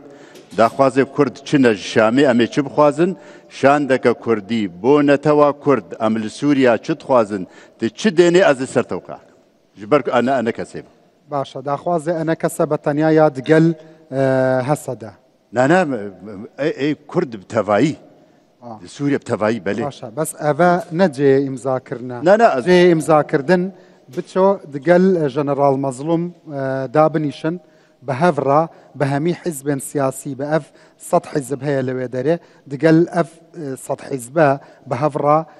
کۆم بن بە هەڤڕا ئیمزا بکەن بە هەڤڕا ڕەشنووسێک حازر بکەن ji بۆ سبێ ji بۆ دانانا دەستوریە نوێ سووریا تا هەوڵی خۆدایە ji بۆ دەستور دەزانم بە هەڤڕا ئەف کار بکەن ئەڤە پڕ موهیمە مامەستا چەند جیهەتێک هەیە ئێمە فەرامۆشمان کرد لە قسەکانمانە بەڕاستی ئەوان باسی قەندیلیان کرد ئایا دەمپارتیش تۆ خۆتەزانی دۆخی ناوخۆی تورکیا ژێستە پێویستی بە جۆرێک لە ڕاکێشانی سەرنجی کورد هەیە بۆ هەندێک پرسی ناوخۆی تورکیا ئەکەپا پێویستی بە دەمپارتی هەیە پێویستی بە کۆدەنگی هەندێک لایەن هەیە بۆ هەندێک پرسی هەستیاری پەیوەست بە ناو تورکیا دەمپارتی ئەتوانێت چ ڕۆڵێک ببینێت حەزەکەم بە وردی لەسەرەوە قسەم بۆ بکەیت جانەوەڵا پێشتر با بە وردی لەسەر ئەو شتانەی کێشە ئەسڵیەکان قسە بکەین من دەمپارتی هەر زۆر بە کورتی لەبەرەوەی کە ئەکەپە و سەرۆکی تورکیا ئەیانەوێت دەستور بگۆڕن لەبەرەوەی کە ململانەیەکی سیاسی گەورە هەیە لە نێوان ئەوان و ئۆپۆزیسیۆنە مەترسی لە دەستدەرانی دەسەڵاتیان هەیە بۆیە ئەوان لە ڕاستیە بەبێ ئەوەی هیچ لەسەر کورد بکەوێ هیچ گرژێک دروست ببێ ئەتوانن زۆر خزمەتی ڕۆژناوی کوردستان و باکووری کوردستان مەسەڵەن بەوەی کە قساکەین لەگەڵ سەرۆکی تورکیا لەگەڵ کەپەیە لەگەڵ مەهاپەیە کە ئێمە جگەل لە داخوازیانی هەمانە لە تورکیا ئێمە ئەبێ ئەو فشارانە سەر ڕۆژاوی کوردستان و کوردستان وڵاتەیینکەن ئەبێ ئاوا ئێمەش پشتیوانی تانەکەین لە فلان هەنگاو فلان هەنگاو فلان هەنگاوە ئەوان زۆر محتاجی شتێکی لەو جۆران ئەتوانن خزمەت زۆرتر بکەن لە فشاری سەربازی بۆیە ئەوانە ئەتوان ڕۆڵێکی گەوران هەبێ بەس با من بێمە سەر تۆزی ئەمەی کە ئێمە لەسەر چی قساکە ئایا ڕاستە ئەنە کەسە و پێدە و ئەوانە هیچ هاو بەشێکیان نی ئێستا لەسەری کۆ ببنەوە ئایا کورد لە ئەگەر لە دیمەشق حکوومەتێکی ئینقاز دروست بووە کورد ناتوانێت کۆمیتەیەکی ئینقاز دروستکە بابا تەحالوف مەکەن تەفاهم کەن واز لە تەحالوف بێنن واز لە هاوپەیمانەتی بێنن لەسەر کۆمەڵێ شت تەفاهم کەن تەفاهم لەسەر چی بەش ئێوە هیچ اختلافان هەیە لەسەرەوەی اعتراف بە زمانی کوردی بکرێت لە دەستوری نوێی تورکایە بەس هیچ اعترافتان هەیە اعتراف بە هەویەی کوردی بکرێ لە کوردستانی تورکایە سووریا لە کوردستانی سووریا باسە اعتراضتان هەیە مەواتەنە متەساوی بێ باشە اعترافتان هەیە فدراڵی هەبێ بۆ کوردستان یا بڵێن دەوڵەت نامەرکەزی بێ ئەو مەرکەزیە من پێم وانە لەسەر ئەمە هیچ جیاوازێکتان نەبێ دەی باشە ئێمە کۆمەڵە مشتەرەکاتی ئەساسیمان هەیە کۆمەڵە هەر ئێمە دانیشین باشە لەسەر چی هەوبەشین و لەسەر چی جیاوازین باشە ئەو بە هەوبەشانەی ناکرێت تەجیلیان بکەین ئێستا ئەبێ پێکەوت داوایان کەین و هیچ خلافمان لەسەری نییە ئەو جیاوازانە چیە بۆ نمونە لەسەر فدراڵی کۆکین بەس لەسەر ناوەڕۆکی فدراڵی تعریفکردنی فدراڵی جیاوازیمانەیە چۆنە جیاوازیمانەیە من ئەم دوو بەڕێزاگەل لێم وەرگرن ئیقلیمی کوردی هیچمانای نییە ئەگەر کوردستان نەبێ ئەو کاتە تۆ لەسەر ئەساسی جوغرافی نەتەوەی داوای شدنەکەی ئەگەر تۆ تەنها کوردبی تەنها بۆ تێ هەندێک داوای مافی ڕۆشنبیری و کولتوری و سەقافی و مەواتەنەی متەساوی بکەی ناتوانی باسی فدراڵی بکەی لەسەر ئەو ئەساسە بۆیە کاتێ تۆ لە کوردستانی ڕۆژاوایە جیاوازە لە کوردستانی باشوور و ڕۆژهەڵات و باکووریش لەبەر ئەوەی یەکانگیری جوگرافی نییە کۆمەڵێ پارچەی لێکدابراوە ئێمە ئەبێ ئیلا کۆمەڵە عەرەبمان لەگەڵ بوو ئەگەر هەرێمی کوردستانی ڕۆژئاوامە نەبوو ئێو کاتە ئێمە ئێستا هەسەدەیەک واقعێکمانەیە ئەی ڕاست لەم واقعەیە کە ئێستا یعنی ئیداری خۆسەری و ئەم بابەتەیە کە کوردیش بەشێکە لەوەیە باشە گەر ئێمە بتوانین ئەمە بچەسپێنین زەرەری بۆ کورد چیتیایە ئایا پێدە خزمەتی کوردی نەکردووە من لەگەڵ لە ڕووی ئایدۆلۆژیەوە لەگەڵ پێدە نیم ئەی باشە پێدە لانی کەم خوێندنی نەکردووە بە کوردی هەتا زانکۆ لە هەموو کوردستانی و دیوە ئەی ئێستا هەچی کوردی مناڵی کوردی ئەوە هەیە بە کوردی ناخوێنن ئەی کولتوری کوردی گەشە پێ نەداوە ئەی کورد ئێستا هەژمونی نییە بەسەر ئەو بەشە عەرەبەش کە لەویا هەیە ئەی من کە زەرور بێ بۆی پارچەکانی کوردستانی ڕۆژ ئاوا بەیەکەوە ئیلا ئەبێ کۆمەڵی عەرەبم لەگەڵا بێ وەلەو ڕوانگەشە خۆم قاعید بم خۆم تەئسیرم هەبێ زمانم پارێزراوە بێ کولتورم پارێزراوە بێ بۆچی نەین جیاوازیمان لەسەر چی هەیە لەم لاوە باشە ئەو کاتە تەفاومێژ باشە ناوی ناینین ئیقلیمی باکووری و ڕۆژهەڵاتی سووریا قەیچیە کە هەوڵە دەین ناوی بنین ئیقلیمی کوردستان و باکووری ڕۆژهەڵاتی سووریا ئەوە ژەهێڵینەوە و کوردستانەکەشە خێری ناو تەفسیرەکەین بۆ ئەمەش ئەمە هیچ کەم ناکاتەوە ئەگەر کەرکک بگەڕێتەوە باشووری جوای لێدە عەرەبی تێدا پەلەمەکە بینە دەرەوە لە قۆناغی پێش ڕژیم بۆ نمونە ئێمە ئازادین مەسەل هەدەپە و ئەوانە یا ئەف و پێدە و ئەوانە یا بڵین ئیداری خۆسەری هەندی ئازادی وشتی زەوت کردووە هەندێک جار نەهێشت و ئاڵای کوردستانی کە ئەم شتانە نامێنێ لەبەرەوەی لە دەوڵەتێکی سووریا تازایەژین ئەو دەستورەی هەتا ئەبێ بگونجێ لەگەڵ دەستوری نوێیە ئەبێ ئەنجومەنی ئەگەر بوو بە فدراڵی ئەبێ ئەنجومەنی یاسادانن یا پەرلەمانی فدراڵێتەکە ڕەنگی ئاڵاکەت بۆ دیارێکە ناوەڕۆکی ئاڵاکە ئەبێ ڕێککەوی لەسەری ئەبێ بیکەی بە قانون ئەمە نەما هێزەکانی هەسەدە نامێنن هەپەگە نامێنن تەواو دەوڵەتێکی ناوەندی دروستە بێ نانە ڕۆژ نامێنێ ئەمانە هیچ وەڵا ڕۆژ ناچێتەوە ئەچێتەوە ئەوەن کە دەوڵەتێکی ناوەندی دروست بوو هێزی چەکدار بەدەست دەوڵەتەوە بێ هێدی دەوڵات بەدەست دەوڵەتەوە بێ قەندیل نامێنێ بەکردەوە بە قانون نامێنێ چکومە هەر هێزێ درێژکراوەی دەرەوەی سنوورەکانی خۆی بێ قانون و سیریە قەدەغەیەکە بە هێزێکی نیشتیمانی ناکرێ و ئێستا ئەرکی قەندیلە لە ڕاستیە هەموو ئەو شتانە بکە کە ڕواڵەتی هێزێکی نیشتیمانی ئەدەن بە پێدە و بە پەیەگە و بە حەدەدە و بە واقعی کە لەوێ هەیە یعنی زۆر شت حەل بۆ ئێمە ئەوەی ئێستا ئێمە مشکلەمان لەسەر بووە لەوێ ئێمەش ئەبێ ئازادە بین و ئەو کۆنتڕۆڵ و قۆرخەی جاران نامێنێ ئەو فشاری جاران نامێنێت تۆ بەشداری هەڵبژاردنەکەی کوێ لە هەڵبژاردن بردیەوە مەجلیس دروستە بێ قانون دروستە بێ باشە بوو ئەمانە ئێمە هەموو لە بەرچاو نەگرین زۆر کار ئاسانی کراوە زۆر بربەست نامێنێ بۆ ناکۆکن من باوەڵام یە و پرسیارش بەمەوە لەبەر سێ چوار شن ناکۆکن یەکەم کورد عقلی کوردی عقلێکی پەرتە لەبەرەوەی لە ڕابردوویە دەسەڵاتێکی مرکزی نەبووە تیا بژی تا کۆمەڵی خێڵی پارچە پارچە و میرنشینی پارچە پارچە بووە کورد فەرهەنگی قوبوڵکردنی سەرۆکی نییە کورد فەرهەنگی قوبوڵکردنی سەرۆکی نییە ئەبێ هەمومان سەرۆک بین ئەبێ هەمومان ڕێبەر بین ئەبێ هەمومان یەک ڕۆڵمان هەبێ ئەمە یەک دوو تأثیری ئایدۆلۆژیە یا لاوازی بیری نەتەوایەتی کوردی ئێمە لە نەتەوایەتیەوە ناگەڕێنەوە بۆ ئایدۆلۆژیا و بۆ حیزب لە حیزب و ئایدۆلۆژیاوە ئەگەڕێنەوە بۆ نەتەوایەتی سێ هەندێک شەرعەتی مێژووی هەیەڵێ من لە پەنجاکانەوە هەم هەندێکی شەرعەتی جوگرافیا و دەسەڵات و هێزی و کۆنتڕۆڵکردنی سەرزەوی هەیە ئەڵێ دار و بەرد و ئاسما بەدەست منەوەیە ئەم دوانە پێویستە لێک تێ بگەن کێشەی دوایش لە ڕاستای لێک تێگەیشتنی پەکەکە و پارتی دموکراتی کوردستانە ئەم دوانە ئەگەر لێک تێک بگەن لەبەر ئەوەی بەشێ لە ململانەی لە ڕۆژئاوای کوردستانەیە هی خودی ڕۆژئاوی کوردستان نییە شەڕ و کێشەی پارچەکانی کوردستانە پەڕیوەتە ئەوێ بەو ئەندازی ئەوان ئازاتر بن بەو ئەندازەی ئەمان لێرە تەفاومیان زۆرتر بێ نەتەوەیانە بیرکەنەوە بەو ئەندازە ئەوان کێشەکانیان کەمترە بێ ئەمە هۆکارە ڕوونەکانە کە لە ڕاستی وەڵامی ئەو پرسیارەم وەرگرت کە ئەڵێم ئایا ئەکرێ ڕۆژئاوا ئەو سفرە بێکە قەندیل هەولێر ڕۆژئاوا خۆی دەمپارتی هەمووی کۆب کاتەوە و هەموو ڕۆڵی پۆزتیڤیان هەبێ لە داڕشتنی سیاسەتێکی ئەگەر وانەکەین هەڵەیە بەڵێ دەرفەتێکی نوێتۆتە پێشەوە کاکە عێراقیشە گۆڕێ کاکە دەرەوەی عێراقیشە گۆڕێ کاکە ڕەنگە قەندیل بکەوێتە بەردەم دنیایەکی نوێەوە هەولێر بکەوێتە بەردەم واقعێکی نوێەوە بەغاو هاوپەیمانە گەورەکەی بەغاو بکەوێتەوە بەردە شتی زۆر گەورە بڕێون ئێمە زۆر لۆکاڵی بیرەکەینەوە هەست ناکەی مناقەشەی پێدە و ئەنەکەسا مناقەشەی پێش ڕووخاندنی ئەسەدا من بۆم باس کردی بینە دەرەوە زۆر کێشە خۆی حەل بووە زۆر کێشە حەلە بێ زۆر دەرفەتاتۆتە پێشەوە ئەنجا ئێمە زمانێکی قیاسیمان لە بەردەستە لەو زەمانە فریانەکەوین زەبەر لە بەردەمانە کراوە نییە ئیتر بۆ 50 ساڵی تر مەحکوم نەبین بەو دەستورە و بەو دەوڵەتی باشە هەز ناکەی هێشتا میسبێڵ دەناسن میسبێڵ ئەڵێ کورد دژمنی باوە کوشتەی یەکترن و دکتۆر سەباحی غالب چەند کۆڕێکی چوومەڵێ 3-4 جار لە سەردەمی چەرچڵا ویستیان کورد بکەن بە دەوڵەت دوایی تێگەیشتن وتیان کاکە ئەمانە دوژمنی باوەکوشتەی یەکترن خۆیان حازر نین پێت وانییە ئێستا ڕۆژ ئاوا خەریکە ئەمە ئەسەلمێنێت طبيعي من أو الروايات قبولني أواني أنا دولة بكر دروس كان واوي أنا كرا بس براستي هذا السياسية كان إما وك هزك بو كرد بير كانوا بو كردستان بير كانوا إجلسرها وبشكاني هم كان برز ببنوا بو أستي جوران والردا وكان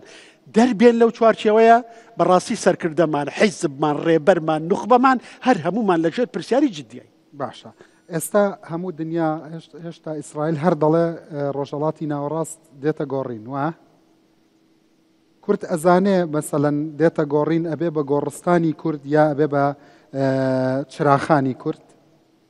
یعنی هەز ناکەن مەسەلەن زۆر ڕیلاکسین لە چاو ئەو کۆنفلێکت و بەریەککەوتنانەی کە لە ڕۆژهەڵاتی ناوەڕاستدا هەیە أنا كسر ريلاكس نينا كردجي وكا همو بيك هاتي وملطي دهريم دا بيت حسن قارتنك جلكي مظن هيا القل دكتورم يعني أف مسألة جلكي ملاف ببي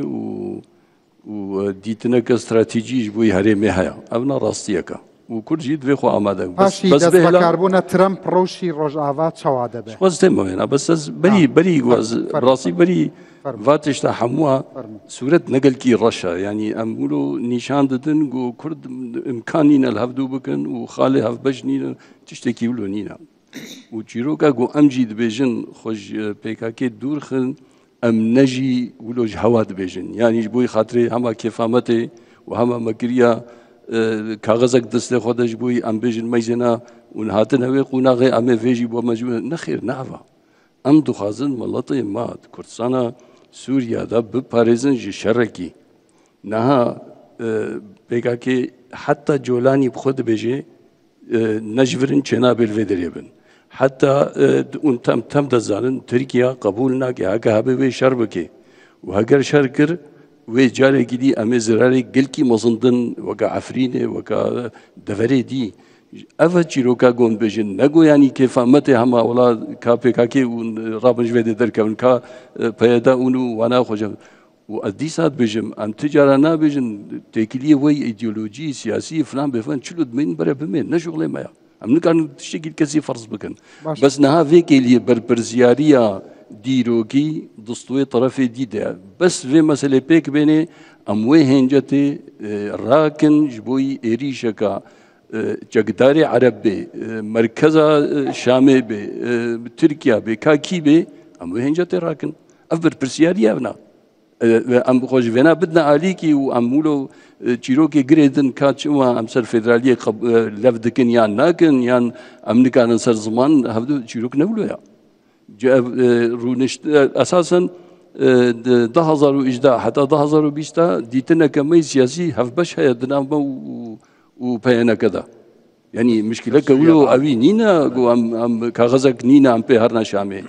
كغزك يجبوي مهرنا شامي أم كان درونشنا كده صافي بكن بس أف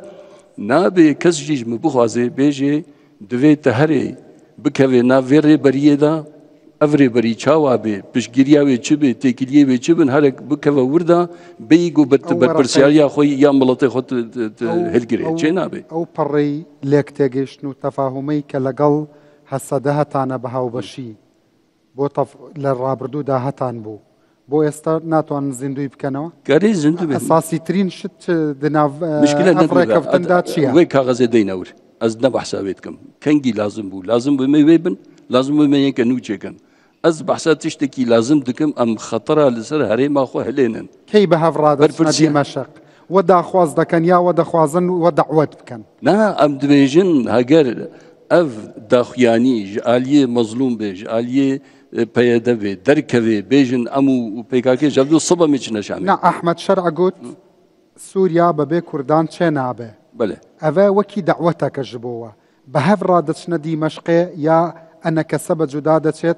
هسه دجيبه جدادتشت ازنك كيفاش بيجم يعني ام قالك دلزين ام كزمن زاني وي احمد شرع مني نامني ام نزانن دناف هيئة تحرير شم باشا ربنا قال نوكا سياسة معاملة دقل واقع از قلم صبا ميشن نوكا أمريكا دبيجي هيا ودلي خوش ما كان بيجنيا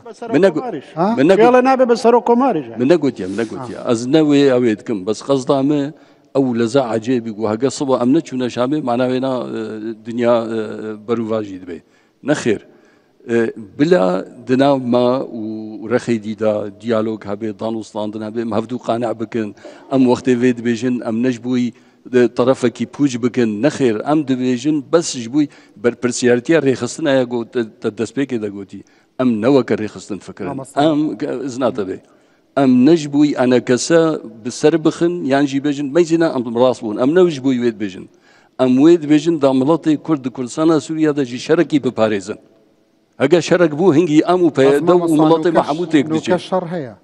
نوكا نينا بس ام دبيجن جان افتا مثلا برايه وزان عفريني خو كشت حتى نكي تدست تشكدارن عفرينه مثلا شر هيا بلا مردانا من بت هيا محاولة بلا مردانا كوباني هيا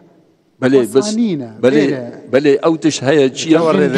بنجهوي تشيا بنجهوي جو تركيا بيجي بيكاكيل ورهي قيمه مناي امريكا بخرج ديدا امريكا وروسيا رينا دايدو بكفنا عفرينه ريداني بكفنا عفرينه كما ما مصطفى يعني دوام باتشتان بيجن يعني وداو بر خيرايا بر سريعه تدزاني دسبيك دا هجوم هاتا دمشق بشار رفيا امريكا قد احمد شرع تيروريستا باشي قد اما مالد قلبي دكين ببين اخلاقي سياسي وبرخوردي شوا لو كنا بيجي تيروريستا روسيا باشك شكريا لهر كومبونكي دو وزيري عرب وزيري تركيا لو يدري هي بتني كرد غايبه بتني كرد بهفرا شردكن بتني كرد ورقيه هاو بجنينا افا حقيقه لمن عاجز ما بن لا ما عاجز نابنا تو بخوتش دري من رأيها منا مهمه برسيارة مهمه كاك رنج اگر مجال هي برسيارة من قرينجا لروي سوسيولوجي لروي كومالناسي هر خطابك اعلامي به سياسي به سدمي يعني بوت ناوروك دسني شامبك سي 4% كي ضله صاحبي او خطابك كي تشي ضله نوعي ناخذي بو كي ضله تا تشكاتي ضله يعني بردوامتك يانش كاتي يعني بردوامي ولا تشندر ضله يعني او شو او همو زمان ومكان او شنا يعني رنجي خدي هنا لسه نوعي خطاب اما كدلن تشيلو حزب كردي هنا يعني استا مثلا كانت زور شدان اوزان بفرنسي يعني ملحه بو يكتر ببين ام نتوانن لبر بيشتر كارجر هاتي كدن كانت من جو كرد نمعنا من كيما كوداتي نقشي بو اگر اما تصليحنا اگر روشنبير مان اگر مفكرين مان اگر سياسه مدار مان لسر او خالي شدن دوش بريد نامد كردكن ايش نكن امي بردام ببن انجام شاشي وغلطي خو ما مصا كرداتي نخوشينيا لي كرداتي زحمته لي راكردن لينا مرديه نخوشيه كرداتي نخوشي بلام نخوشيه كردايتيه نوك نخوشيه عروبيزم يعني ام بيجن فرانسيزم يعني اوروبيزم حر ملتك او مش قال مساله ايديولوجيه همو خطابي وقدر تعبيري داخوزي بشوكي لشي عندك او جداهيش داواندي وكما قلت نوعيات اوي كسي قدله وبيش حزك بدس بخينه يعني بو تشدله بو تشدله وكو ما مستايك الراجاندن وكو روشن فكرك شد بيجيا حسدا شد بيجيا انا كسا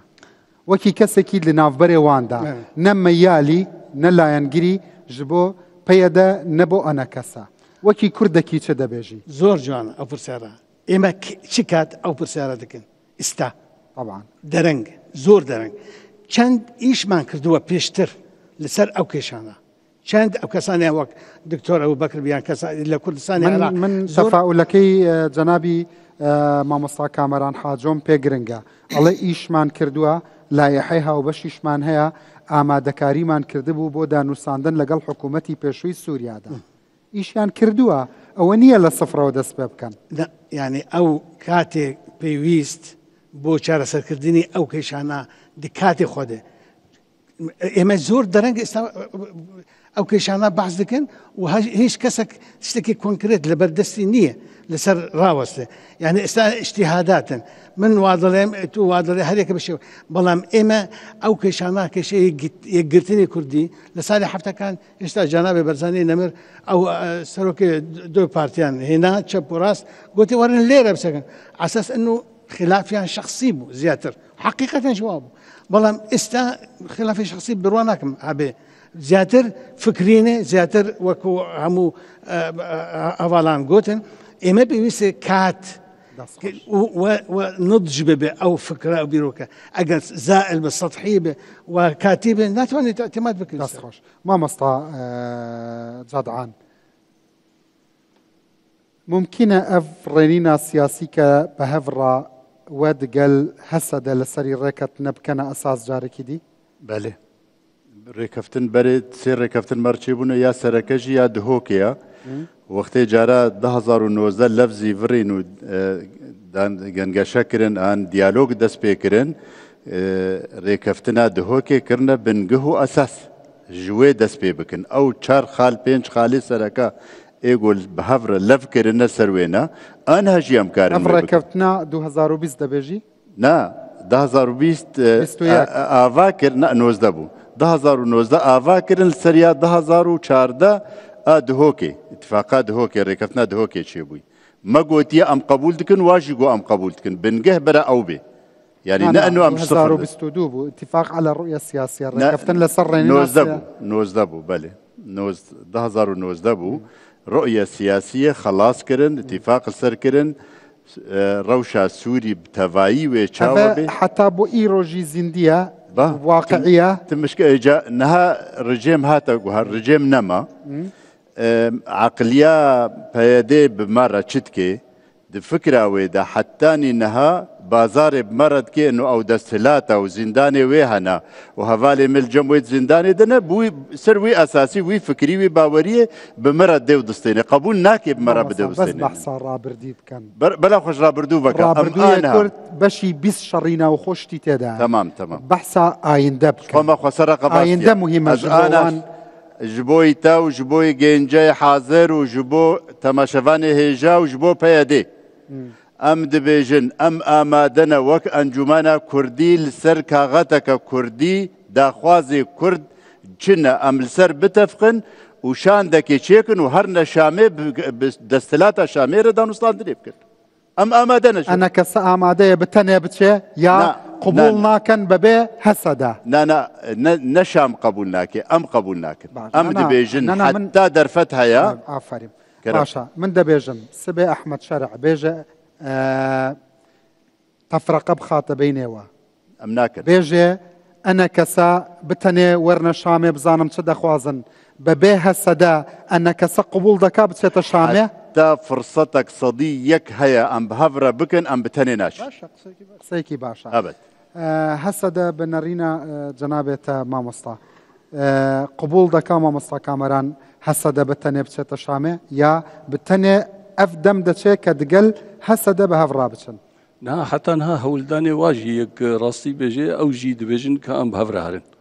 بس وكم قوتي او مرجي مي بتني هيا او مرج بيك وري ام صبدچن يعني ما تشتك نقول يا مثلا كاغزي وتشتي هفبش ونا راحت تخمينا مدا ايه ما ام نقارن بكفنا بروجيكي وك مسروي دجي قوت امرنا اليكي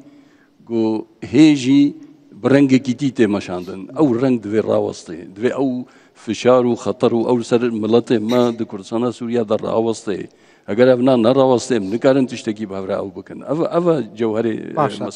اگر سبه جنرال مظلوم كوباني تلفون تبكات وكي اندامكي مكتبي سياسي بارتي ديمقراطي كردستاني سوريا بيجي من داخواز كرديا بانگواز كرديا جبو حمي آلين سياسية روج آفا ورن بهفرا ام نخشي نو جبو آينده كردات شبكين چه دبيجيوي؟ از این دیزاینی تجینا بیش. استا انا کسا شتی رسمیان هی برانبر و بانگوازی مظلوم عبدی شتی رسمی تا فرمیجی به حالو درگ هندنه ما درگ هندنه تا گوتیه و مجواره جی ریکریا. ام دفازن رسمیه و پاشید داخوازە ژەنەڕاڵ مەزلوم کۆبانێ چییە؟ بەیانی ڕسمیتان چێ کرد؟ بێژن نەها سبەهی مەزلوم بێژێ مەزلوم گوت بێژێ تێکیلێمە بە پێکاکێرە نەمانە تشتێکی مەیدینینە مەزلوم نەڕسمیەت لێدوانەکە نەڕسمیش کەسیرە نەشیان دێت لێدوانەکێ دەگوتیە مقابلەکێ دەگوتیە نەفەرمی فەرەنسی و ئەمریکی نامەدە چنووت ئێمە کەرم کە مامۆستا خۆ بە کوردی داخەوێ یعنی وە مەزلوم فام ناکەن یعنی لازمە یەک بێژێتەوە ناوێ نامە بۆ بشێنە وەژی بەرسڤێوی بدەن بە ڕسمی دەبانگەشەیەدا بە ڕسمی بێژن بە ڕسمی کاک مەسعود ئەمڕۆ پێشوازی کرد لە هەندێک لێدوانی ئەحمەد ئیرۆ کاک مەسعود سەرۆک مەسعود بارزانی گوت ئەڤە داخوازێکی باشە ئەم پێشوازی دەکەین هیڤی دەکەین بارێ خوارێ بەرێ جارێکی دی چێ نەبێتەوە لە سووریادا ڕەوشێکی نۆژ بۆ کووردا چێ ببێ بەڵێ کاکرانج دەتکەوێت هەنێک دیتایلێ نەلازمن بەغەم ناکێ سەرچاوە ڕاگەاندنە و خەڵک مەفێن بکە خەڵک لە حەمیان مهمترە لە حەزبێن سیاسی مهمترە گەلکی خەبەرات ئەز بتەرەمە بەس دناو مەدا شاندێ ئەمریکی فەرەنسی چنووتێن ئەم نامێ خۆ دەگەێنن ئەوژی نامێ خۆ دەگەێنن ئیتەمام ینی پێویستیای هێچشکی دی نینە گو ئەمڤێجا ئەم نەگەهنە ئێدی ڕاگەاندنێ لێ دەرێ ئەم گوتنا ژەڤراو بکەن ئەم نەها ناما ژەڤرە ڕێتکن ئەم تشکی ژوارد بێژن ئەم تشکی ژمەرە ڕێتکن کەم مەیزێنە ناگەر ئەف وەساتەت و ئەسکا کامەرە ببوورە ئەکرەیەکێ بێ بۆ لای جەنابەت ئیعلامێک تەسریح لێوەرگرێ مامۆستا کامەرا قسە لەسەر شێوە چییە؟ ئێمان نامەگۆڕینەوە و فلان هەیە و وەکو تەسریح تۆژ وەکو مووقیفی ڕسمینە بەس تەسریحێکتان هەبێ بۆ نمونە دڵخۆشی زۆرتر دروست دەکات تەرجیحی زۆرتر دروست بەڵێ ینی نها ئیشەف دیتمە تشتێکی خراپ گوتیانی لە سیاسەتە قسە ئیشکردنە ئەرێ ینی ئەم بخۆژی نامێ باش ددن و ئەم دبێژن ئەف تشتێک و ئەم جوات خوازن بەرژەوەندیە مڵەتێ مەدەنا ند برجوندی أنا كسدنا نشرتك أنا كساق وبيجينا أقول نولو بأف شرطي ملطي كردن دا خطر سر ملطي من شرطي أمريكا شرك وتني أنا كسوف يدون شرطي بريطانيا أقرنا كون هر كان مصيريان شيء بيت ها أقرنا كون وهر أوابن والله درفتك لدستدن كم ترين دسكوت خوشان زور ترين زرر صدي كان بهفران الزيكن أديسات بجمتا مشكلة ما جبوي خاطري أم الهفكرنا كي بكن وأم تشي شامي بخازن هم موكس يعني هر قاسي كم زيادة ممكن فهمكرنا واش فيدراليزم أواك بيام أواك بالإيطالي ملف بكن يعني مشكلة ندور ده ودوي ديتنا ماي سياسي هف باش ده أف مسألة زلالا يعني ملف كرنا دوادا أز يعني إيش ده جرا مقول ونحو جذبك ما يعزات بيويست ناكي يك خستنا كمان جاران بيجا تشتن تفاعل دروز يك خستنا هاي يفاري فد بيجم بس إعلان بكن أم دوري بيكنا بيكنا مدة نمايا بس أف إعلان أم جوات خازن جيش زيادتر يدي حمو ديتايلي بتشوكن أميل هفدو بكن أمي كاربن بكن تشتكي بس في إعلاني بكن هنجي هم أمريكا هم فرنسا كاغزك دستواد تشيد بيلهم بر تركيا هم بالنسبة ما إيدي أم تزانن دچن بهزكي كردي سوريا رضاستان دتكن نبهزكي ديرا فرسكي كم أفدا خوازية خورسك دا خوازية تايبتي ويا يا جهة دي قوتيا لازم وصابجن ديسا مش إيفالي فقوت دهزر وإجدها فما قوتيا أمنا لهيفيا وقت تكرم كري هاكان فيدان لدوحة قوتيا أمنا أبون ما بري هاكان فيدان مش صلاة قوتيا أف خستنا مايا أف أم ديتنا كمي أوي هايا وأم كردي سوريا باندور المنابع ممكن أفدا خوازيوا من عفو بك من قصدا من تشيرنينا أفدا خوازية وها كان فيدان ممكنة بتقبل كردن لجم هسده من مورينا هذا بس قبول من قصدا من تشيرنينا بس قبول لكم يعني بس نو كم نابجم أفدا خوازية وانا وجه بجدكن ليه بالنتيجة هل يقدر خوازينا من يقسى أنا ميزنا دا خوازا ما مقوت تكفنتريك ياد دوا أرمان جامع تشتكى يا تركيا تشتكي ديا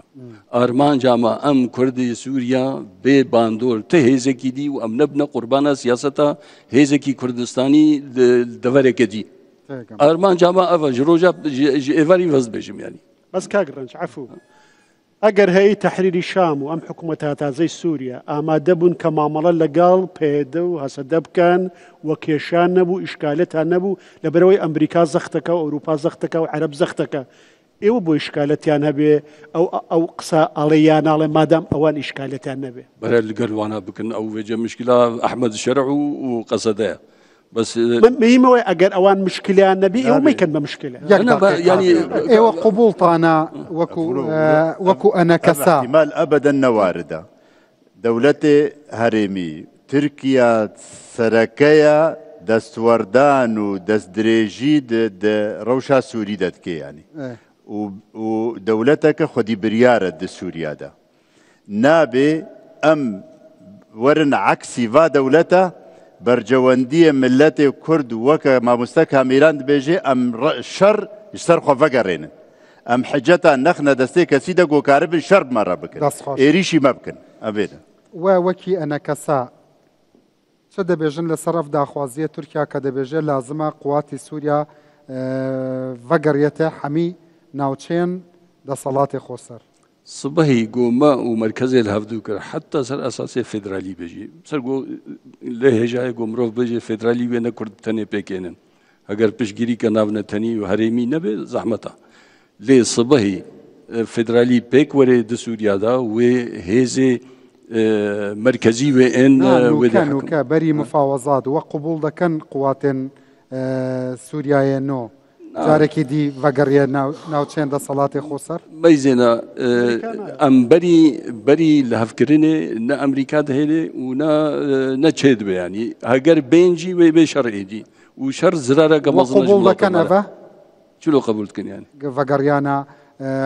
دە سەڵاتی سووریا بەبێ اتفاق نا دوێ ئەم اتفاقا بکەن مەیزێنە لازم ئەگەر شتێکی وەسا چێ ببێ هێزێن ڕۆژی دێڤەگەڕیە ji bo روج زاروي في ولاطين يعني روج الهيفيا درفتك هنا جو كاربن فغان يجو رينا دوانا قصدوا بيدبون يعني دا ريفابريه خوسر كانتونات خطي سورة بري اتفاق قوات سوريا فغريان مثلا خطو صور نخطي صور راستيه كسياسيه قلت جبوي خاطري تزان ببازار كي بكي دويتشتكي تهبه تجبوي چته هيله گو هیز ورن بی گو ام بخوا وک کرد مل هفدو نکریا دست خوش ما مستعوزان پرسیارێکی تایبەت نییە ji بۆ تا قسەکانی جەماعەتی گوێ لێگرت برایانی بەڕێز و گەورەم جەنابەت چییە فەرمووی زۆر سپاس بڕاستی گۆدارم کرد ئەس حەزەکەم کورمانجی بێژم چونکە کاک جدعان نەرحەت بوو دکارم بێژم ji bo çûndina Şamê her du alî neçarin hevdû bigirin û hevdû jî qebûl bikin û ez di wê bawrî da me eger Amerîka û Fransa tiştê ku bixwazin wê demê dikarin legel Tirkiyê jî ew kêşeyê çareser bikin. Yani niha diyalog heye di navberê Amerîka û Tirkiye da ji bo mijara Hesedê û ez di wê bawrî da me ev کێشەیە وەرێ چارەسەرکردن وەکو چاوە لە کۆبانی هات چارەسەرکردن هەنجی دەزانن ئێرشێکی مەزن لەسەر کۆبانی چێ بوو ئەما ئەمریکا هێزێ خابر و لە ودەرێ نشتجی کرد و ئەو ئێرشنا ڕاوەساند و چێ کرد یانێ بنەڕینا من بێتر مەزەلێ یانێ ئەم بێژن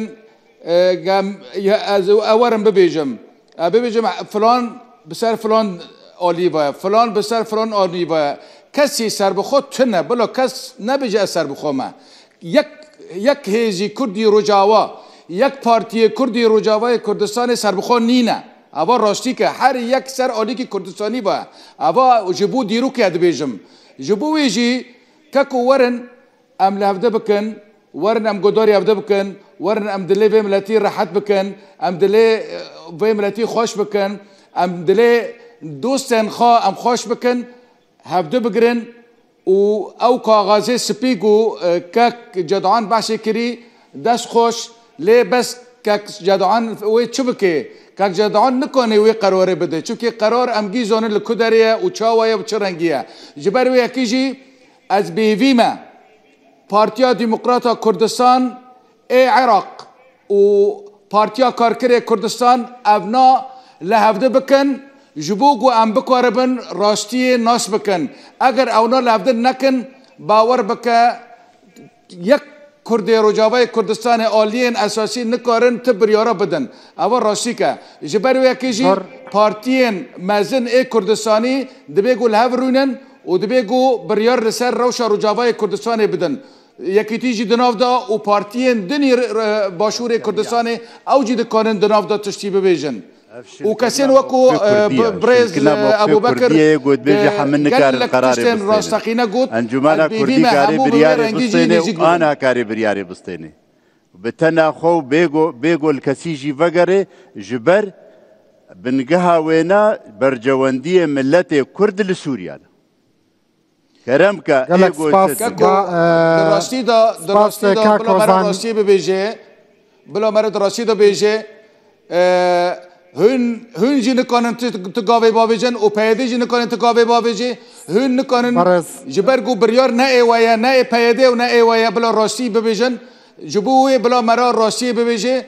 بانگی من جه هولیر رایا هولیر دکانه وی چاره سر بکه هولیر دکانه هول بده و برز سروک برزانی دکانه تدخل کی بکه و وی کشه آرام بکه و وی کشه جی چاره سر بکه اوار راسیکه و بانگا ما جی اوه بانگا ما وایا دقل ما با سپاس دقل من بمانه دبیجه برز سروک برزانی دکاره رولکی پرمزن ببینه والله برز سروک برزانی سیر کفتن بسرپرشتیا وینا و برونشتنا وینا ما بهفره توقیع کریه چونه درباسی ویالی آوه بونه بن پیکر فجامعه سروک برزانی تشتی جهاتی کریه و پالپشتی کریه و پشتگیری کریه دعمه پیاده کریه جانا کسی بهتر بحمه وی ساعتا وی خوشیان بس والله امریکا و فرنسا توانن ایورک بخن جعالی مافا جعالی مافا بله گو جدی امریکا و فرنسا دکارن بله بقول جديبن وضغطي البيادي بكن بس او سالفه مساله قلت استاذ كاميرات وشي امريكا وفرنسا دتوان لبرويكا هرشا لهردوك تانا كان ايوا باشتي يغناغرن الا بيز ضغطك لا او اعتبار ديك لا او اعتبار اولا بلا خجو ام قال لك يكور ناچم بيادي جدوف منظومه بكاكي اعتبار ديك بارتي دجمنويه افيك دوا هبونا امريكانا الهرمي باراستنا او حمايتها هبونا بيدي وقصدها هزوي چكدار يعني تناس كتشلوش برولو اد بيجم امريكا كاري امر لي حمياد زانين تركيا حساسيتي وي بقنديل تشيا ليه حساسيتي وبقنديل تشيا وكي انا كسا اما يك جمله بله بريزا قوبونا دستلات جدوف قنديل وكا فكرو وايديولوجيا قنديل دبيني بيتشلو دفري ما خراكر تشتكي باش دفري مدى نكر دستلاتا خدا افوج 2012 دستلاتا حتى روجائيرو خرابون بخرابون حمتش خراكر لي قنديل جي دبيجي اگر امن بوينا حمي كشو كوري كورد وكي كارا كوربا حميد هاتنا سربرين واجي وصاد بيجن او زور سباس او نراس دبيجن بله فرمو وان واد بيجن بله فرمو جناب خانم نظام دنگی من بله دنگایا ایوار باش جوارا قالك يسفاسي وهجيو دكم حمودكم از بخاب نافي عفرين وملتي عفرين از هاتما دخواسم دنكم جبو ام هيفيدارن هجر ان شاء الله من روجاكي ونشين شامي اجتماعكي شيبو بعيدا عن السياسة تماما أم دخازم بس جبو ملتي عفرين ضمانات هذه جبو حق ملتي فقري انتهاكاتي العفرين شيء دبي جبو معتقلينه جناكم تري حبسي صدنايا حمو انتهاكات من توسيخ كري قالك يزور ظلمة هي العفرين إيستلف أم دخازن لجناكي تحقيق دولي شيء بيجبو حركسي دستيخة إجرامي العفرين دا شابية بقدم المحاكم دولي كمجرمين حرب نا بس اوكي ايه ديام بس ام دخازن اقليات وكي ازديو تعرضنا لحرشكي وزماني كردي وحقوق تعليمي ثقافي جبو ملاتي عفرين هذه داس خوش سپاس فرمو مايك بكي فرمو مامستا سپاس بو ويكم بني و في مناقشة براسي جرنجا همو كس داويك بنا كردي دكي آيا طرفك هي قبولناك هيك بنا كردي وبو همو خلقي كرد دياره يعني سه جاران بيك هاتن بآليكاري وبسرپرشتيا سروك برزاني وك هولير يك هولير دو دهوك بيك هاتن لوقتكي بيك هاتان ابن كاتي جريانا روجاوي كردستان او كاغذا بيك هاتن داينا آلياكي اري مشكلة لچه يعني مشكلة لطرفي انجمانه نخير وقتي تبيك هاتي جيشتي او منطقه خو وتو نكر تمام نكر بيك هاتنا يعني مشكلة ديارة لچه داره والله هالصدى لفرنينا حتما انا كسدى بيجي حميس سوتشي هالصدى حتما برسف وصعدة لهي فيدا كم روجكي ازدقل جنرال مظلوم جي هف فيفين تشيب كم فرمو ماموستا بلا هل ماموستا بس يك تيبيني مهيا لقر دو برسيار مهيا تيبيني كأويا ما شاء الله دكتور أبو بكر بنجاب برسيار ما نختصار كراسي الوضعي ما لما باشتر دزاني تيبيني مهيا ماموستا دكتور أبو بكر دري لكاتي خو مام جلال هاتوا لقوتي لزاخو حتى نازا خانقي علاجي كربيك دانشتني أما كردي سوريا بداخة ومخابن أو شخصية كاريزمي وكو مام جلال تنازلي ندك لو شيعي حمو كو جناب سروك برزاني تنازلي ندك لو بريمري أو شخصية قائد شخصية كاريزمي لنا كردي سوريا ما ندرس نبوي أويا برسيارة كم أويا جنابي أو بريزانا دكتور وما مستجد عام دكتور دوان أو دوازده سيزده سال روشا سوري وشورشا سوري دس بيكر زررمن دي مزن كرداكر دوني أحمد شرع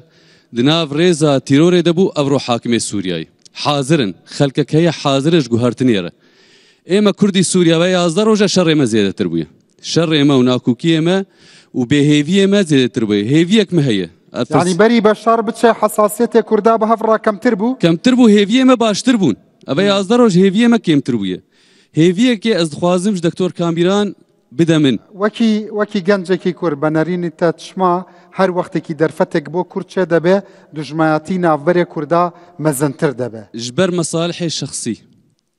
الشخصي ناف كرد هي كسك هي ناخوازي برجوندي خوي شخصي لسر يا قشتي بسركب بس از برسيارة خود آخر درفتي برسف باها به قالك سباس مامستا فرمو چه بيجي از بس بر داخوازي كش دكتور كاميران كش بر صدا صد سبا دكتور كاميران هجر چونك جبو شامي چيبو ويحاضر به ام كرد نوكا بس ساعتك دو ساعات ام بحث دكن وقشري ام دبيجن ما في كردا بوچ ام خو لشامي بچوجك دكن چما ام دي ما في كرد چما ام نابيجن ام نتوكن چينا بحكومتها انتقالي حكومتها هي سوري بيكر چينا بيجه جناب سروك برزانيش بريمر گو از وگرم هوليري پیشمرگه خطا سوره از داخوازی هم اوه کرد بیجن میرانی فرجا خیری سبه دکتور کامیران بیجه دکتور کامیران بیجه فام دکات شده بیجی دکتور کامیران بیجه امه و بچن بس چینا به سوریانو بی کرد نما وی من زمانك و آلاکه بی کرد چینا به دولتا کرد سوری آواب سپاس فرمو ما مستعبن في سالة جمخو بله برايمن دست خوش سرویک و بونی اما گلی کردی روجاوا هم زودا چاولری اف ریکینه اف در فتی هیرو هات ام کتنا قونا کنو هیرو ما فی مال روجاوا اگر امنا الهاف نیاک دست بن به پال پشتی هفدن نکن اف جمره قونا غامانو نمانه هر کسی که سیاسمدار خود دیبینه خمخوری گلی کرد پارتی سیاسی انا کسه قصد اف هیرو کانو ما فی کردان ده دستور سوریا دا ناسنما گلی کرد زمان گلی کرد کانه بچسبینن از هیویدارم گوام کرد به یک دنگ یک دست بچسبینن وان خوشکا کسی که پیوکی هیا بده اف مامستاله بخيراتي ماما استاذ سلام قالك سباستكم صافي تمام فرمو دهني احمد شرع دو تشتي بالكيش بحثي كرن يك جو اختي بحثا ائتلافها تكرن جو ائتلاف تاني لسفارات اوروبيه ديجرهي وبالتالي داخل ياكن وكانه شرعيتا وينانينا او يك يا دو يمجي وقتها بحثا دستوري هاتكرن جو ام هناك خبير ام كومت كنج بوي دانينا دستور سوري يا دهاتو أو دزاني باش لجنك دستوري هيك ود ائتلاف دا بكهاتين سوري جي هندنا وادا كردين انجمانا نشتمانية كردية قالوا البيشيا في برسي انجمانا كردي وي چبكي دست خوش فرمو پرسن دوماهی باشن از دخوازم بس دگوتنا و دو پرسیاره بکم جه هر دو آلیا ام بیجن مامستا هوزان و مامستا جدعان مامستا کامران ورن تشتكي سدمك سركه هن نافبري و ممكن بيجن قوات دولتي او حكومات سوريا نو بلانك وهي ام بيجن وحاضر كريه اگر جبو عفرين رقم يك جبو سريكاني رقم دوج تل ابيض و تشتك حاضر كريه سر وضع عفرين لنا رقم يك رقم دو ان هردو دمان بيجن بن بيكرين لعفرين تيت شيكرين وحاضر كري مثلا عمشات وحمزات وابو عمشه وابانا همي و بيجن ام بيجن شروط ودا ام بيجن كعقوبات ورسل وانا بحقي وانا ورن بن بيكرين بحقي ما بقلك هاتن بحقي وانا مكرم بيجن بحقي ما جي هاتن فبلانا وسيرفي مجاري ام بيجن نوفري حكومات الدولتيه نوفري حكومات سوريانو بلانا واجبو عفريني هي هردو ينسالي كتير خبر دن لوسر ام بيجن عرض ناف دست ود شونه ونقو سر تشتغ وسر ويجي تركيز جي نكر بلانا والس تشير سيرفي مجارات خازم هردو بيجن باس ماما صاوزان عفريني اف برسيار جبوتا بوجي و بيفندو ما هي تجي تشيا بس بكورتي حمي 5 دقيقه من ما جبو حميا بلا داس خوش با اذكرم با تشتي بيجم نا انا كسي ونجي بيادي ونجي تالي كردي جبو عفريني تشت بروجي خاطننا و تو بروجي جي نكرنا و اتكارم بيجم حتى نها جبو حكمتا نجي كسي تش بروجي بيشكش نكريه تاني احمد شارع اشكرا كركو او دكاري عفرينيه وغاريني جيخو هر ابا بس وكو دن اذكارم بيجم تالين كردي يعني اميدتا عفرين بيا فلسطين احمد شارع هي بكردانيه ايفيتا نخير آلين كردي نينا بله آلين كردي نكر تشتكي ديجي من بري روجكي بريس كونفرنسك دي جبو وزيراني عرب عراق أردن وتركيا جي حميا دقوتن إسرائيل هاتية جولانة كسكينة دقوت تركيا هاتية عفرينة بله جبرقو جبوتا رازينا جي رازينا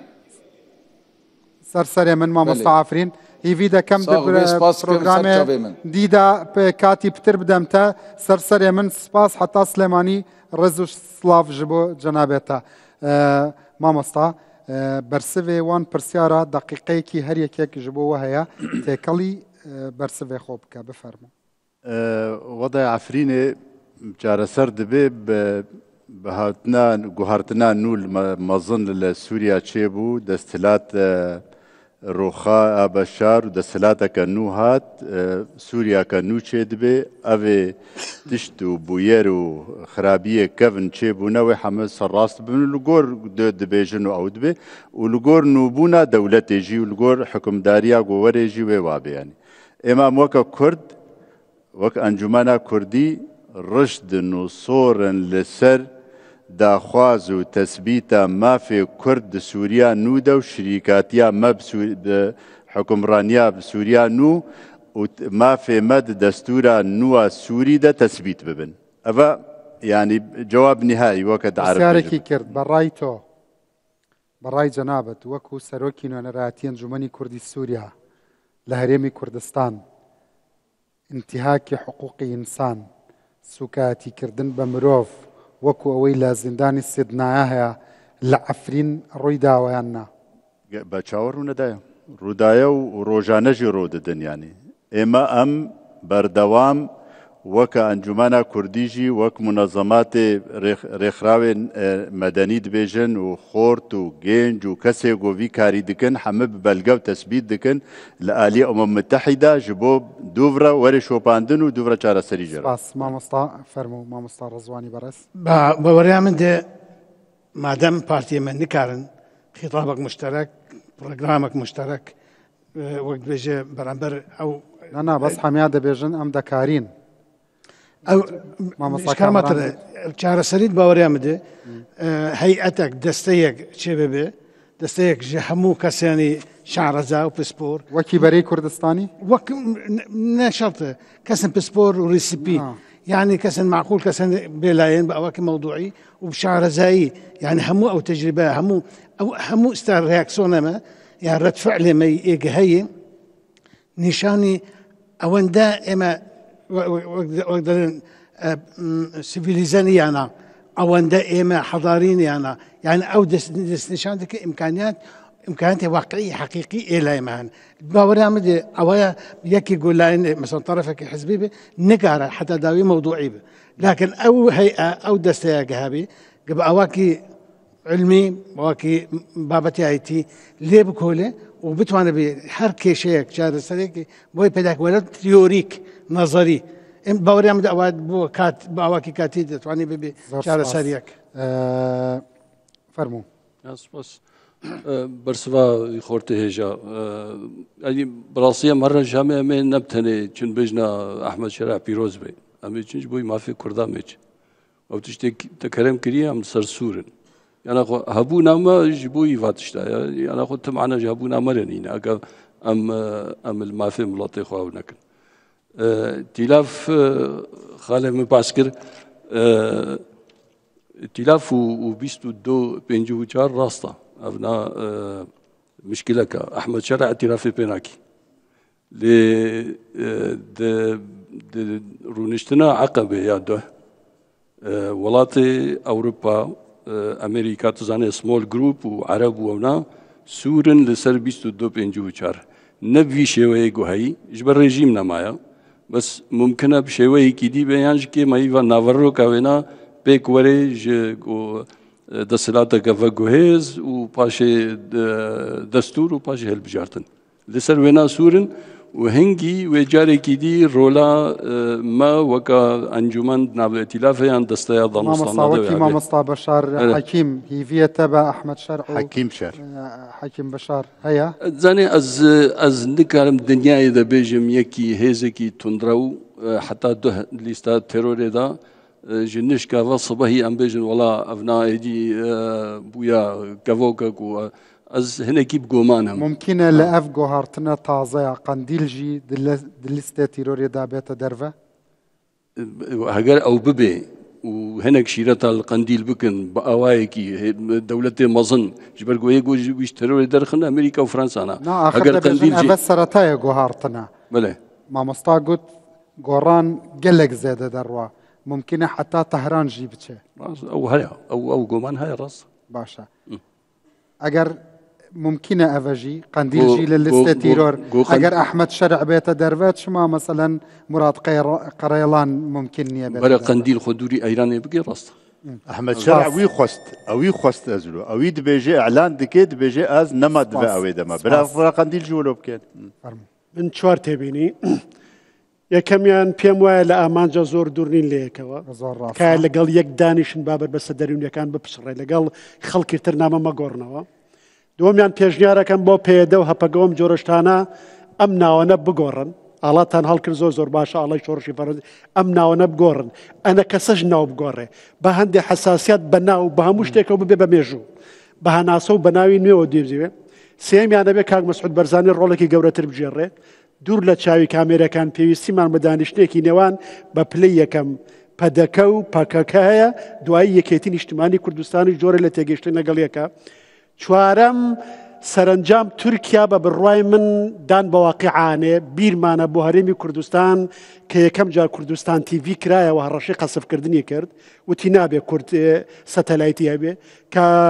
فڕۆکەخانەمان کرایەوە کورد وتی فڕۆکەخانە ڕەمزی سەربەخۆیە ئێمە قبوڵی ناکەین دوای هەموو شتێک قبول کرا من پێم وایە دوایی ئەگەر ئێمە سەرکەوتوو بین ئەم قۆناغە جوان بەڕێکەوەین تورکیا پراگماتیە بە عەقڵی دەوڵەت بیرەکاتەوە دانەنێ کە دانیشی نابەوێت ترسیەشکێ هەر وەک چۆن باشووری کوردستان نەبوو بە هەڕەشە بۆ سەر تورکیا ئەوێش نابێت بە هەڕەشە بۆ سەر تورکیا پێم وایە ڕەنگە قسەکە قورس بێ لە داهاتووشە تورک و کورد ئەبن بە هاوپەیمانی خۆرەڵاتی ناوەڕاست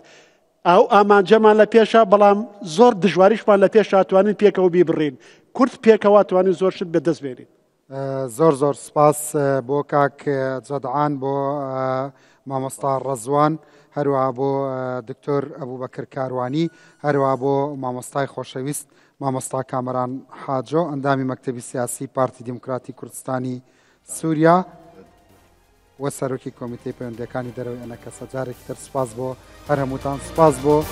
ئەو خۆشەویستانە هیوادارم ڕۆژێ لە ڕۆژئاوای تەواو ئازاد بەپێی دەستوری تورکیا میوانداریتان بکەم و لەوێ سووریا لەوێ بتان بینم و هیوادارم هەموو ئەوەی لە دڵتانە ئاواتەکانتان بێتە دی و ڕۆژئاوا بە ئازادی ببینن ئینشاءالله سەرکەوتوو بن خواحافیز بینەرانی ێژە